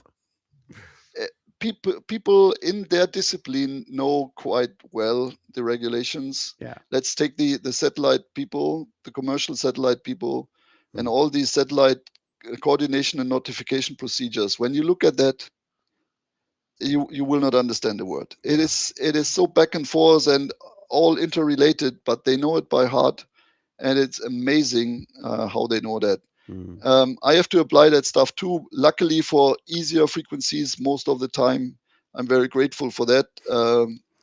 But yeah, you have to over the years. It is this frequency manager thing is a bit linked with experience. The Right. longer you do it, the easier it gets. Mm. Um, it is exciting from the first moment, either you like it or not. When Mm. you start doing it and you don't like it, you will not last long. When you Right. like it, you stay forever. Right. Right. And then you get familiar with the important stuff for you. Mm. Not everything is known to you, but there's a good search function in I'm Word. sure. Yeah. Yeah. You find what you need to find, or you can ask your people, uh, your colleagues and friends, Right. or you can ask the ITU, which is very nice. They have a seminar every 2 years, Oh which wow. new frequency managers can attend. Oh, so you can actually learn how to do this. Exactly, they learn how to do it, not, but they learn about the regulations, Mm. how to understand the regulations, where to find. So newbies, I would recommend them to attend this workshop. It's a good Yeah. thing. The staff of the ITU explain everything. It gives you a good start on topic.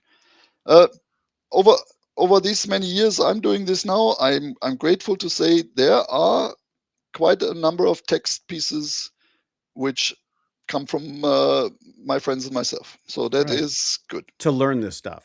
No, to protect our frequencies. Oh, I see. Yes. Yes. Yes. So there are some provisions in the radio regulations which my friends and myself from the scientific side Have written. managed to get into the Yeah. regulations, which stay there and help to protect our frequencies. That's great.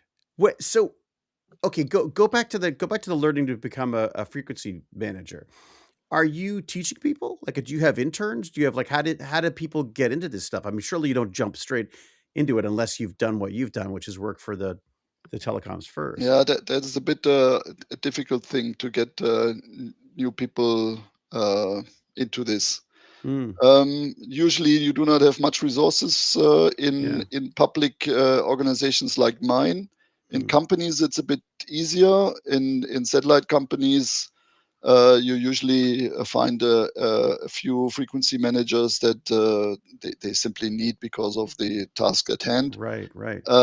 and you find young engineers there. But it is a tricky issue because that's usually something that you do not find easily. What I'm Mm, doing is I have a few contacts, and whenever there's a chance, um, we invite some groups of students to EUMETSAT, give them half a day of presentations, right. but they're usually already into a bit into satellite issues because the university has developed a CubeSat or Right. things like this, Like they've and got their then own path already. exactly, and then we show them how we do things with colleagues from the operations and the flight dynamics engineers, and to put a nice program together for them to also Mm, attract them to get into the satellite business yeah. altogether, because that's also not so common as a job, Mm, and you. not every country has satellite industry, Right. and people have to be willing to go to another country to get into the satellite field. Also not easy. So it's So not there's easy no to attract direct people. career path. You can't go to university and take, frequency management as Now, a frequency management, definitely not. That is a kind interesting. of a side effect or a side path. Huh. What you either you learn any engineering discipline or physics, or in the satellite business, flight dynamics, Hmm. any kind of these disciplines. That's interesting because that gives you the science, but it doesn't necessarily give you the diplomacy and the people skills. Yeah, Because physicists aren't always known for their social skills, right? that's very true, and the variety in frequency management whenever you are in a meeting is huge. Hmm. Some are some are very diplomatic or know how to maneuver around. Some are young and innocent, still need to Hmm. learn it. Some are old and never learned it. There's a huge range Hmm. of different people. Some are more leaning towards the pure technology behind it, Hmm. and engineering approach, um, kind of banging the head against the wall when the diplomacy is required, Right. Right. and others do not know the technology behind and will be outsmarted by an engineer. That Right. everything can happen. Yeah. So there's no It's so if you were let's say I was saying like, oh, okay, I find this fascinating. How would I get into this? You would say get your physics or your engineering, get a background in science, and then what? yeah. What when what currently, when you look at it, when satellite industry is a good place to be, I Hmm. would say. When Yeah. you are interested in satellite communications, get the appropriate university field, and then you try to get your foot into the satellite business, and Mm, then you see on what discipline in the satellite business is close to your heart. And mm, when this that does not mean that you end up in frequency management. That is a right. kind of a most of the time an accident, I would say. um, but but once you are, first of all, you have to get into this area. The space, so to speak. And Yeah. Yeah. space Yeah. is probably the most, or the predominant area where frequency management is desperately needed. On the Yeah. terrestrial side, of course, all these mobile network operators, they have their frequency managers as Yeah. There you well, go. but that Yeah. is a totally different path. Yeah, you need to, their telecommunications engineer, get a job at any of the big mobile operators, Mm, and mm, there you have thousands of different jobs, and in mm, the end maybe you end up in planning of a network, and then you end up in moving towards frequency management. right. Don't know. You need to uh, write a book. You need to write the Dreis frequency management manual or whatever. I I have no idea. You got enough writing. You've got to yeah. You've got all the regulations to write. Sorry, Um, I have a lot of sun in my I tell you, face. it's very cinematic. Right now, you look like a big Hollywood movie right now. It's pretty amazing. If you give me 1 second, I while Perfect. you're finding a question, I will find I the will next take question. care of that. You change your lighting. Got Yeah. it. Um, this is so good. I'll say hi to the chat right now. I'm sorry. I like to focus on our guests when we're doing these things. The chat questions, Agnès put together our questions for us. I'm just checking the email now to see what questions there are. But the reason So why I'm not discussing with the chat is because I obviously want to focus on Markus and what we're doing here, which is just amazing. Okay, questions. So we've done Ivan's question. Hananana says, what is more challenging, the technical science aspect or dealing with people? Good question. I guess it depends on the um, problem. well, dealing with people is more challenging but more exciting, Hmm. because the physics are the physics. Right. So of course you can massage your studies and the results of your studies depending on what you put in, Right. Right. and everybody does that. So when we are dealing with a subject, we do our studies and have a result. The other side comes with their studies and have another result. Right. So then what you have to do is, of course, you dig into the studies and find the differences. Yeah. But once you found the differences, you have to look the other one closely into the eye, and you have to find out on how you get this air out of the system. Right. Right. And that's a bit of a challenge. And then it's where the negotiation starts. And that's where you need to know how to maneuver around there, where you need to have a bit of experience, which is also different from which country you're talking with. Right. Right. That comes down to the So culture stuff as well. there's The a lot of subtlety. cultural issue behind when you're at a WRC. It is very different when you're speaking with somebody from Asia, Different nuances, Japan, different expectations. Yeah. or somebody from Australia, or somebody from Africa, or for somebody from the US or South America. That's very, very different. And then you need to understand where they are coming from in terms of what they need, and where their preferences are and their priorities. And that all you have to take into the equation. And in the end, you have to kind of maneuver around to find your way to the goal, to achieve what you want to achieve.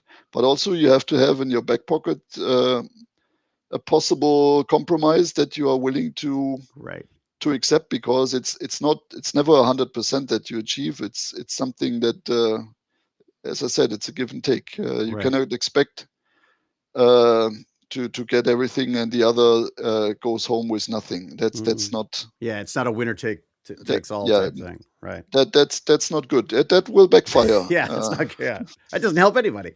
That doesn't help anybody.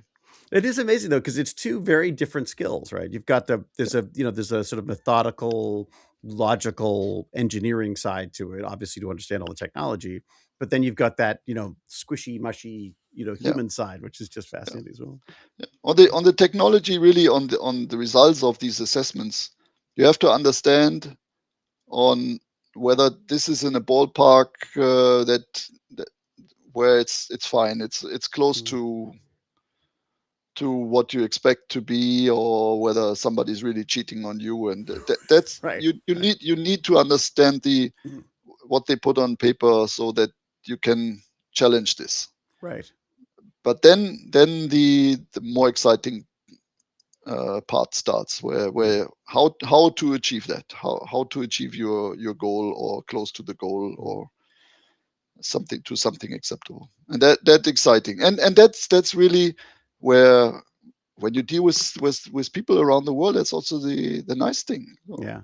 People are totally different than you, but that's the exciting part. I find that exciting. Is there any place there are places you visited where you've gone like, okay, I want to live here. Like this would be the place to be. Is there anywhere that France? Well, there are a lot of nice places out there. I wouldn't want to name a place. All right, that's true. I guess from the diplomacy standpoint, very good. Yeah. Very well. Very good. I want to live everywhere I stay for more than a week. I find like I'm terrible. It's wonderful to see a lot of places which with a different job I would have never had a chance to see. Yeah. It's good to be home. Yeah. Because the job of a frequency manager comes with something like 60 days of traveling every year. Wow. 60. So that is something that you have to accept for yourself. You have to have a family that accepts that. And that's not simple. It's not. Can the family come along? Do you get them? Are they able to sort of like tour a city while you're? Very, very rarely. Really? Yeah, it is. It's sort of all encompassing. Yeah, it is. It is difficult to spread yourself between work and then being the family member at the same time. Yeah, the So diplomacy goes out the window as soon as you get home.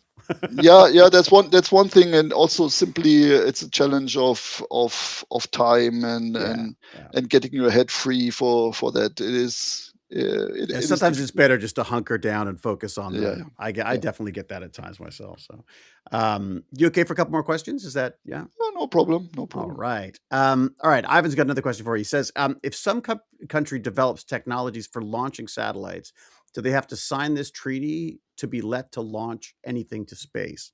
So is there something they've gotta do before they're able to launch? The launcher has nothing to do with this international treaty. Mm, Launching itself, um, they also use frequencies, yeah. and they have to use the frequencies that are available for these kind of For things. the actual launch, the frequencies No, they'll use it yeah, for that? yeah. In these services, that Right. there's not a service for launching a satellite. Mm, There's a service for communication between Earth and space. right, right, These are the frequencies they're using. They are coordinating those frequencies because also you have frequencies used on the launcher, but you also have frequencies used on your payload, and right. you should not interfere with each other. But Right, yeah, of course. once a satellite operator uh, asks for a contract with the launcher, those two they ensure that they are They compatible figure with each that other. out themselves, right, Yeah, yeah. okay, alright. They have But to ensure that. there's no need to sign anything, but at the same time, you need to do your homework so you know what you're setting up is gonna be Yeah, evaluated. but be sure when somebody knows, then a launcher operator and the satellite operators they know what they are doing. Right, right, okay. There's a system for that. Okay, Mini Rockhopper. Good, I love that name. What if the regulation is being ignored by certain countries or companies? Is there any recourse? Do you have recourse? We talked Yeah, about, like, how do you that is a very good question. Mm, Uh, this ITU is not the police, right. and it's not a law enforcement organization. Mm, So it is simply the platform where a treaty is developed and signed by the treaty members.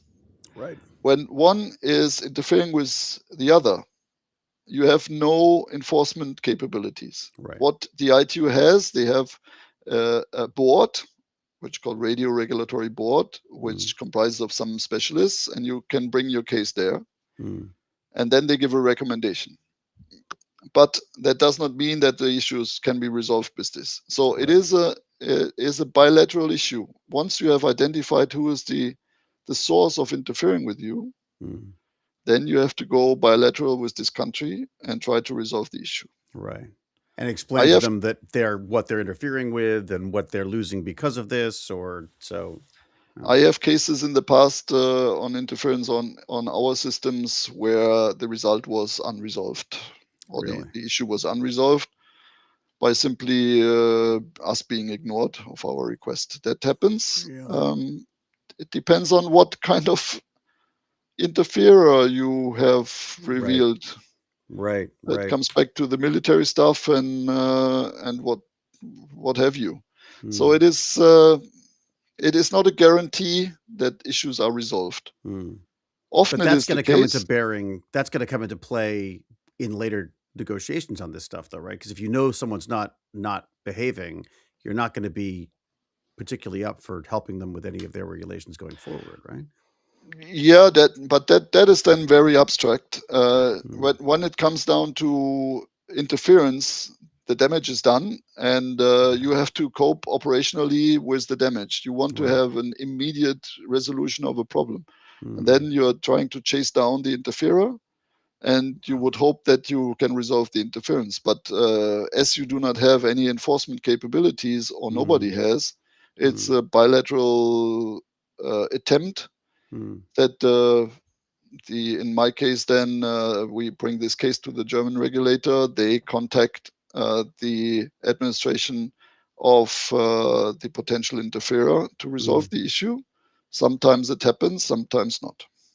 There's no discussion about turning these into a kind of a law of some sort. There's no or there can be I don't know what you do No, exactly, but that would be yeah. really difficult.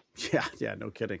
Wow, that's gotta be so frustrating though, because you do all the work to make all this stuff happen, to have someone just blatantly ignoring it must be like, oh God, it's Yeah, gotta, it is. Of course, it is unfortunate, but you cannot. it's part of the process. You cannot cry too long. You have to find an operational solution then to Right. it.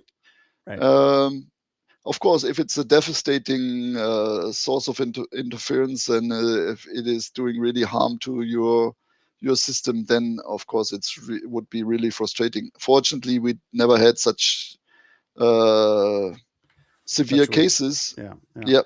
Yeah. But if it happens, then you are probably left alone with the situation. Wow.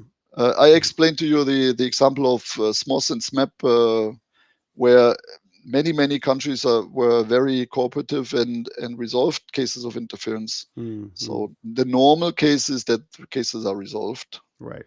Right. but it happens Right. that they are not. Wow. Wow.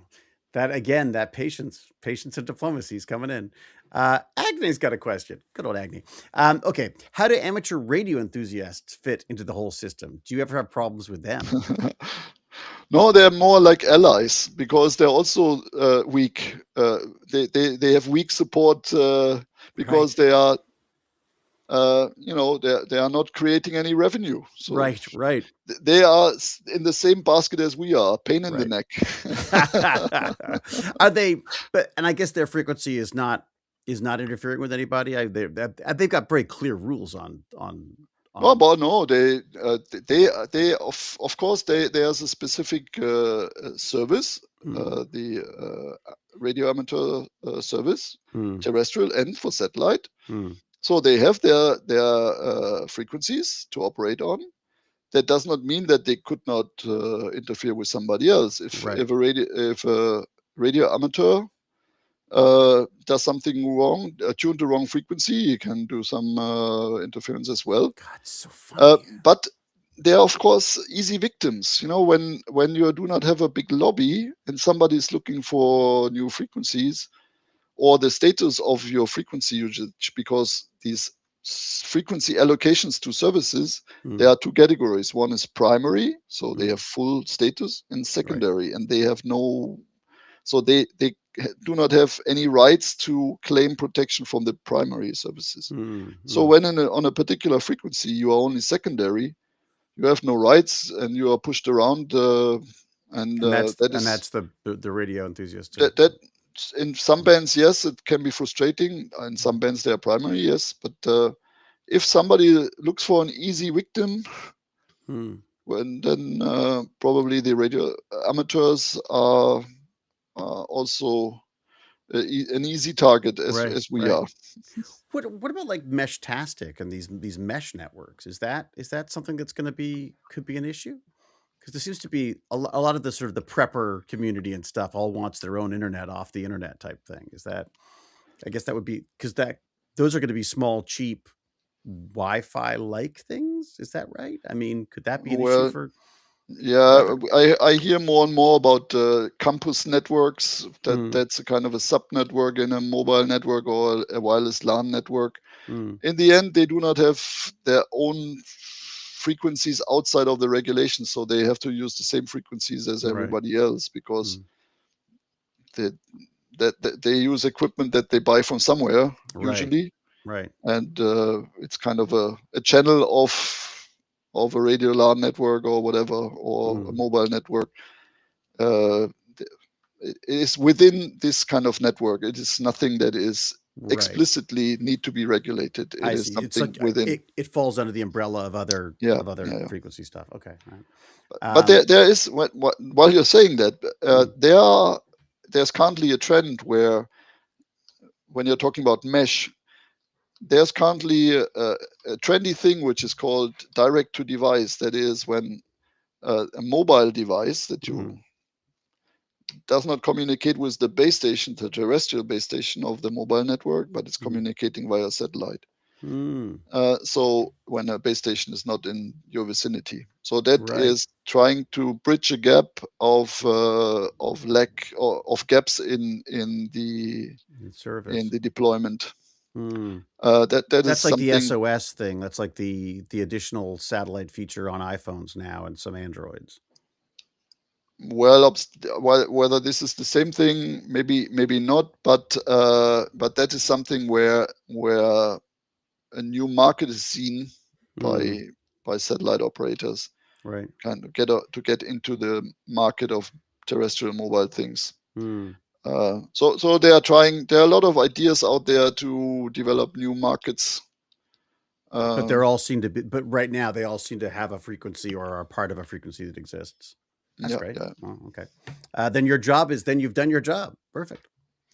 Well, no, yeah. The thing is, as soon as there's a different geometry involved, when Mm, something that is supposed to do like this, and then mm, there's a satellite involved, that right. changes the potential for interference. Yeah, I can So that imagine. is something which needs regulation. Otherwise, it's becoming a bit tricky. Yeah, I mean, I'm sort of haunted by that story you have about the Wi-Fi because there's just we're inundated with these cheap little devices, and especially if people get excited about mesh-tastic and combining radio and internet and all that kind of stuff. There's just that potential for If we have another minute or two, I can tell you another story. please, please. What is now also coming is, you see a lot of or the trend of self or automotive Yeah, auto yeah. cars, Yeah, yeah, yeah. uh, Self-driving cars. Yeah. self-driving cars. They need a lot of sensors around the cars, Yeah. and these sensors are also operating on microwave frequencies. Oh, like the And lidar. Lidar would be is lidar lidar operating? is, yeah, that's not on microwave frequencies, but It's not okay, right, okay. but there are a lot of microwave sensors on planned for car applications Hmm. at very high frequencies, which are again operating next to our passive sensors. Right. And the sheer number of these devices would aggregate the level of potential of interference into our sensors to a degree where we would see it and we would be Yeah. interfered. So that is something, when you imagine the millions of cars now being self-driving, having 8 to 10 sensors around the car, Each all one. aggregating their emissions, and they could cause interference. So we Yeah. have to deal with these kind of things as well. So Mm, there are a lot of ideas out there for new applications, mm, which we all have to have in mind and mm. try to ensure that they are not implemented in a way that would cause interference to us. Well, and when the cars are coming from somewhere else too, they're being brought into a country, they're gonna have different there's gonna be all sorts of Yeah, different things that's going why on. we tried also to regulate this in this red book. Mm. It's one of the agenda items for WRC 27. You got a lot to talk about the next conference, that's for sure. There's a Yeah, we ton of usually stuff. have something like 10 items we have to cover. Yeah. When's the next one? 27, October 27 in Oh, oh. Shanghai. So it's getting in Shanghai. Wow. That's gotta be Well, fun. never been there. Nice to see that. I'm assuming these aren't open to the public. This isn't something that Uh, these are all okay. All right. yeah, you can become frequency manager. It's never too late. There you go. That's that's right. Yeah. I don't know how my diplomacy is. I don't know if you've watched Stargate. I'm not so good at diplomacy. Well, sometimes a bit of excite or a bit of played excitement also Mm. helps to Oh, there you to go. That's to true. There you drive go. the issue. There you go. So there's a bit So of acting involved. There's a bit of of course, of yeah, course, yeah. sometimes you have to play this card as well. They should have like an Academy Awards for frequency managers. Who's all right, we've got one more question. This is from Vimaz, who says, do you control the frequencies the satellites operate on, and do you control which services use the satellites? Do you control the frequencies the satellites operate on? And you don't control them, right? Well, if it's meant that we are controlling our own satellites on the Mm, frequencies that are first of all planned for mm, and which are in line with the regulations. So okay. we determine which frequencies we can use. Mm, Then we select out of these which frequency fits for our purposes. mm, Then we implement them on our satellite system, and then we operate on them. right. Okay. That's the way we do it. There's a second part to the question, which is it's not a question. Also, I must ask, can you give the amateur radio service more satellites? Well, We you need some. got a few amateur radio people on Yeah, that's this. good. I like this community. Yeah, Kudos. Stay strong. yeah, No, the thing is, that they have to have funding for developing their own stuff, or to yeah. have somebody that provides them with something where they can, or they have some transponder capacity on a satellite, where they can do their radio amateur stuff via satellite. Mm, And when they have their own satellite, they have to kind of piggyback on a launcher somehow, right. which is also a bottleneck nowadays. Yeah. Yeah, So it's true, isn't it? That's gonna. it's not a trivial thing. Or Yeah. get together with some universities.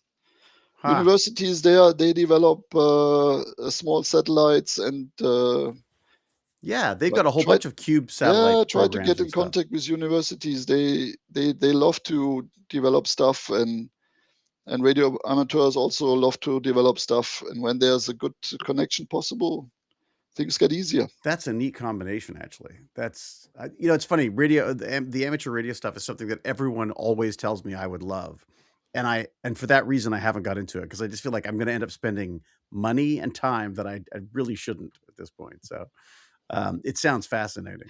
Radio amateurs are passionate. That's what I like Yeah, about them. yeah, yeah. Yeah. Well, I mean, as you say, it's because because it's there's no money involved. This is just Yeah, yeah. purely about a And love of it. the good thing is, radio amateurs, they are totally underestimated. They Mm. are sometimes the last resort when there is a severe situation in the That's country. right. Yeah. When there is a tsunami event, or there's a hurricane or That whatever, knocks out the other communications. knocks out everything, Yeah. and there might be the last resort, which is a radio amateur. Yeah. You There never you know. go. See? So get another so that's so okay, so we're gonna be looking for more of those satellites. I think our questions. Oh, no, there's more questions. Are you okay? I've got four more. Go for it. Yep. Okay. All right. You let me know. Like don't feel like you have to. So yeah. No problem. Okay, Ivan. It sounds like yet another way of the apocalypse to happen. All the frequencies suddenly scramble and everyone on Earth stops working. I mean, is there? I guess there are catastrophic events that could happen. I mean, there's the obvious one, I guess, of satellites hitting each other, and that whole what was it the Kessler uh, Kepler. syndrome or Kepler? Is it Kepler? I don't know. Yeah, I'm not a flight dynamics engineer. I must, not my I must, department. I must say, Yeah, it is getting pretty crowded up there. yeah. But this problem is noticed, Mm, and there's a lot of what they call sustainability. And the ITU, and there's UN Corpus and UNOSA, they are dealing with space, and mm, they are looking into the issue of space debris, how mhm. to avoid space debris from happening, how to deal with the satellite once they have to be deorbited, Right, right, and also with what is the risk of a collision and all these kind of things. So right. they are very cognizant of the issue, Mm, and the OS community are working together to find solutions. mm, My organization, for example, we have started launching our next generation of polar orbiting systems, which are called mhm. METOP second generation. Right, And these are designed to have a speedy re-entry after end of life. right. Um, They don't just sit to out there dead once this they're is our done. exactly. Otherwise, they would stand out there between 5 and 25 years in their Yeah, slowly declining orbit until re-entry into the atmosphere that's amazing. and disappearing. But the new ones, we take a lot of fuel to provide re-entry as Yeah. Right, our policy for sustainability right. They're and maneuverable. They can get around the stuff. debris avoidance and all Yeah, that stuff. So people are really sensitive to that. Also, the big constellations, they all have that in mind. So I don't right, hope for the apocalypse happening. right. Okay, good. So that's that. You don't see that on the horizon anytime soon. I'm optimistic. Very good, good.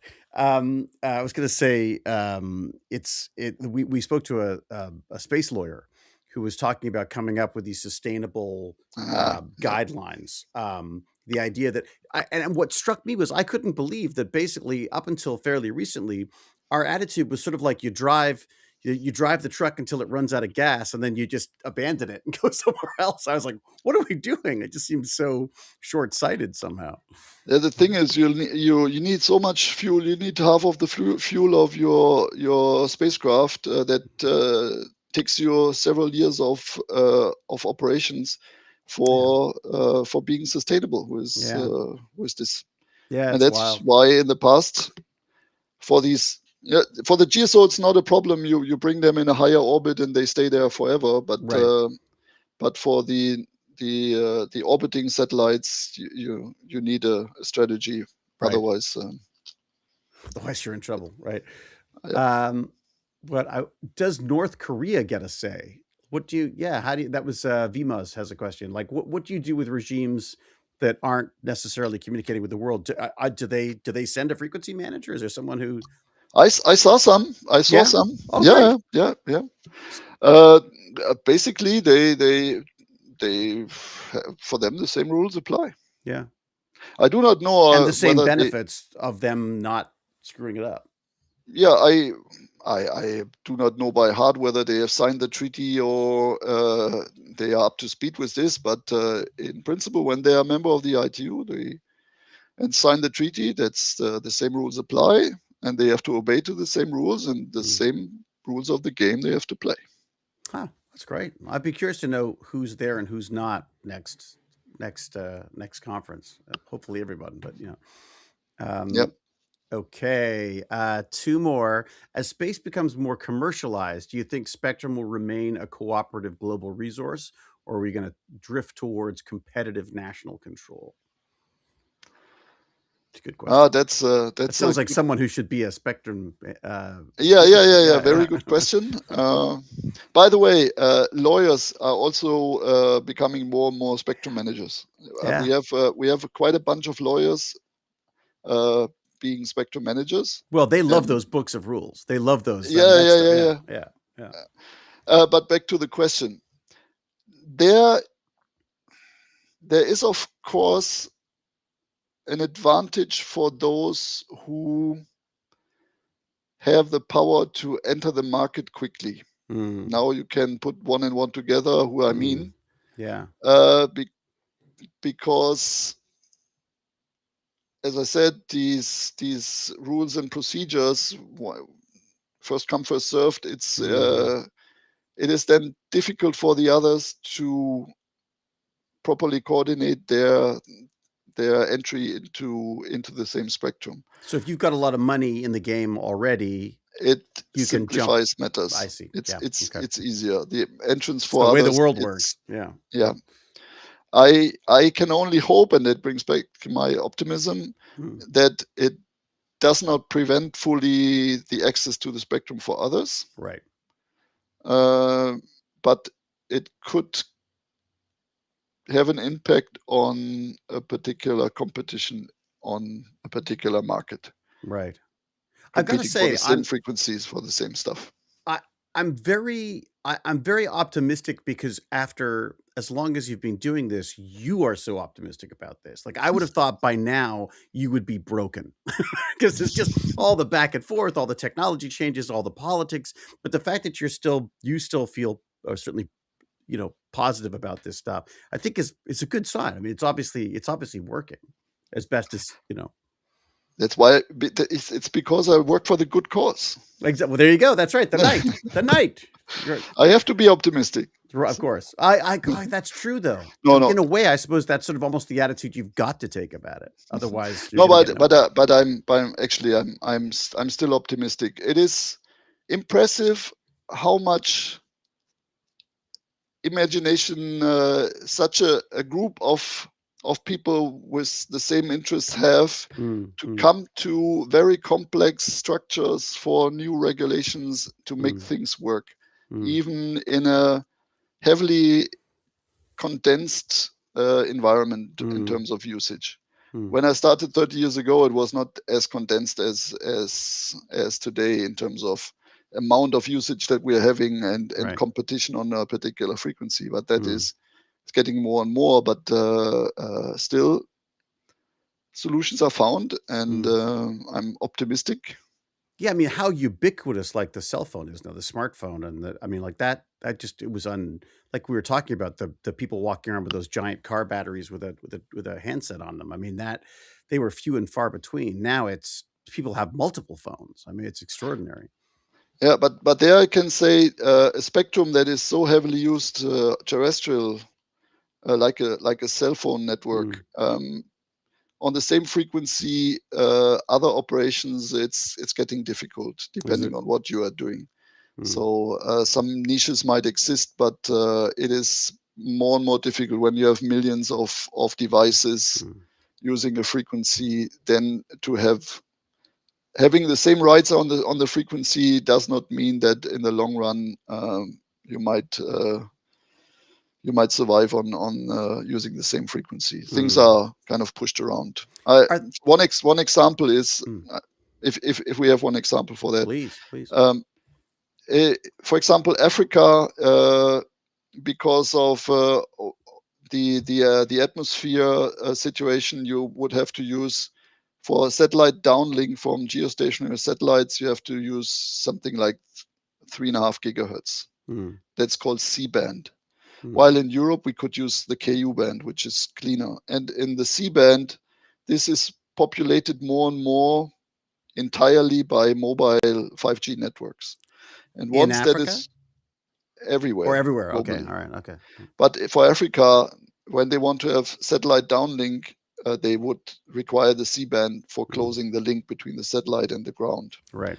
And then when at the same time you have a terrestrial mobile network becoming very dense in use and using the entire C-band so that you cannot avoid overlapping on this with the same frequency, Right.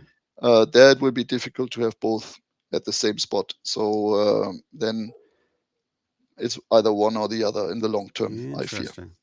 Yeah, it's funny because Africa really took off from a wireless standpoint because it was just so prohibitively expensive, I guess, to lay the cables that we have in over here. Yeah.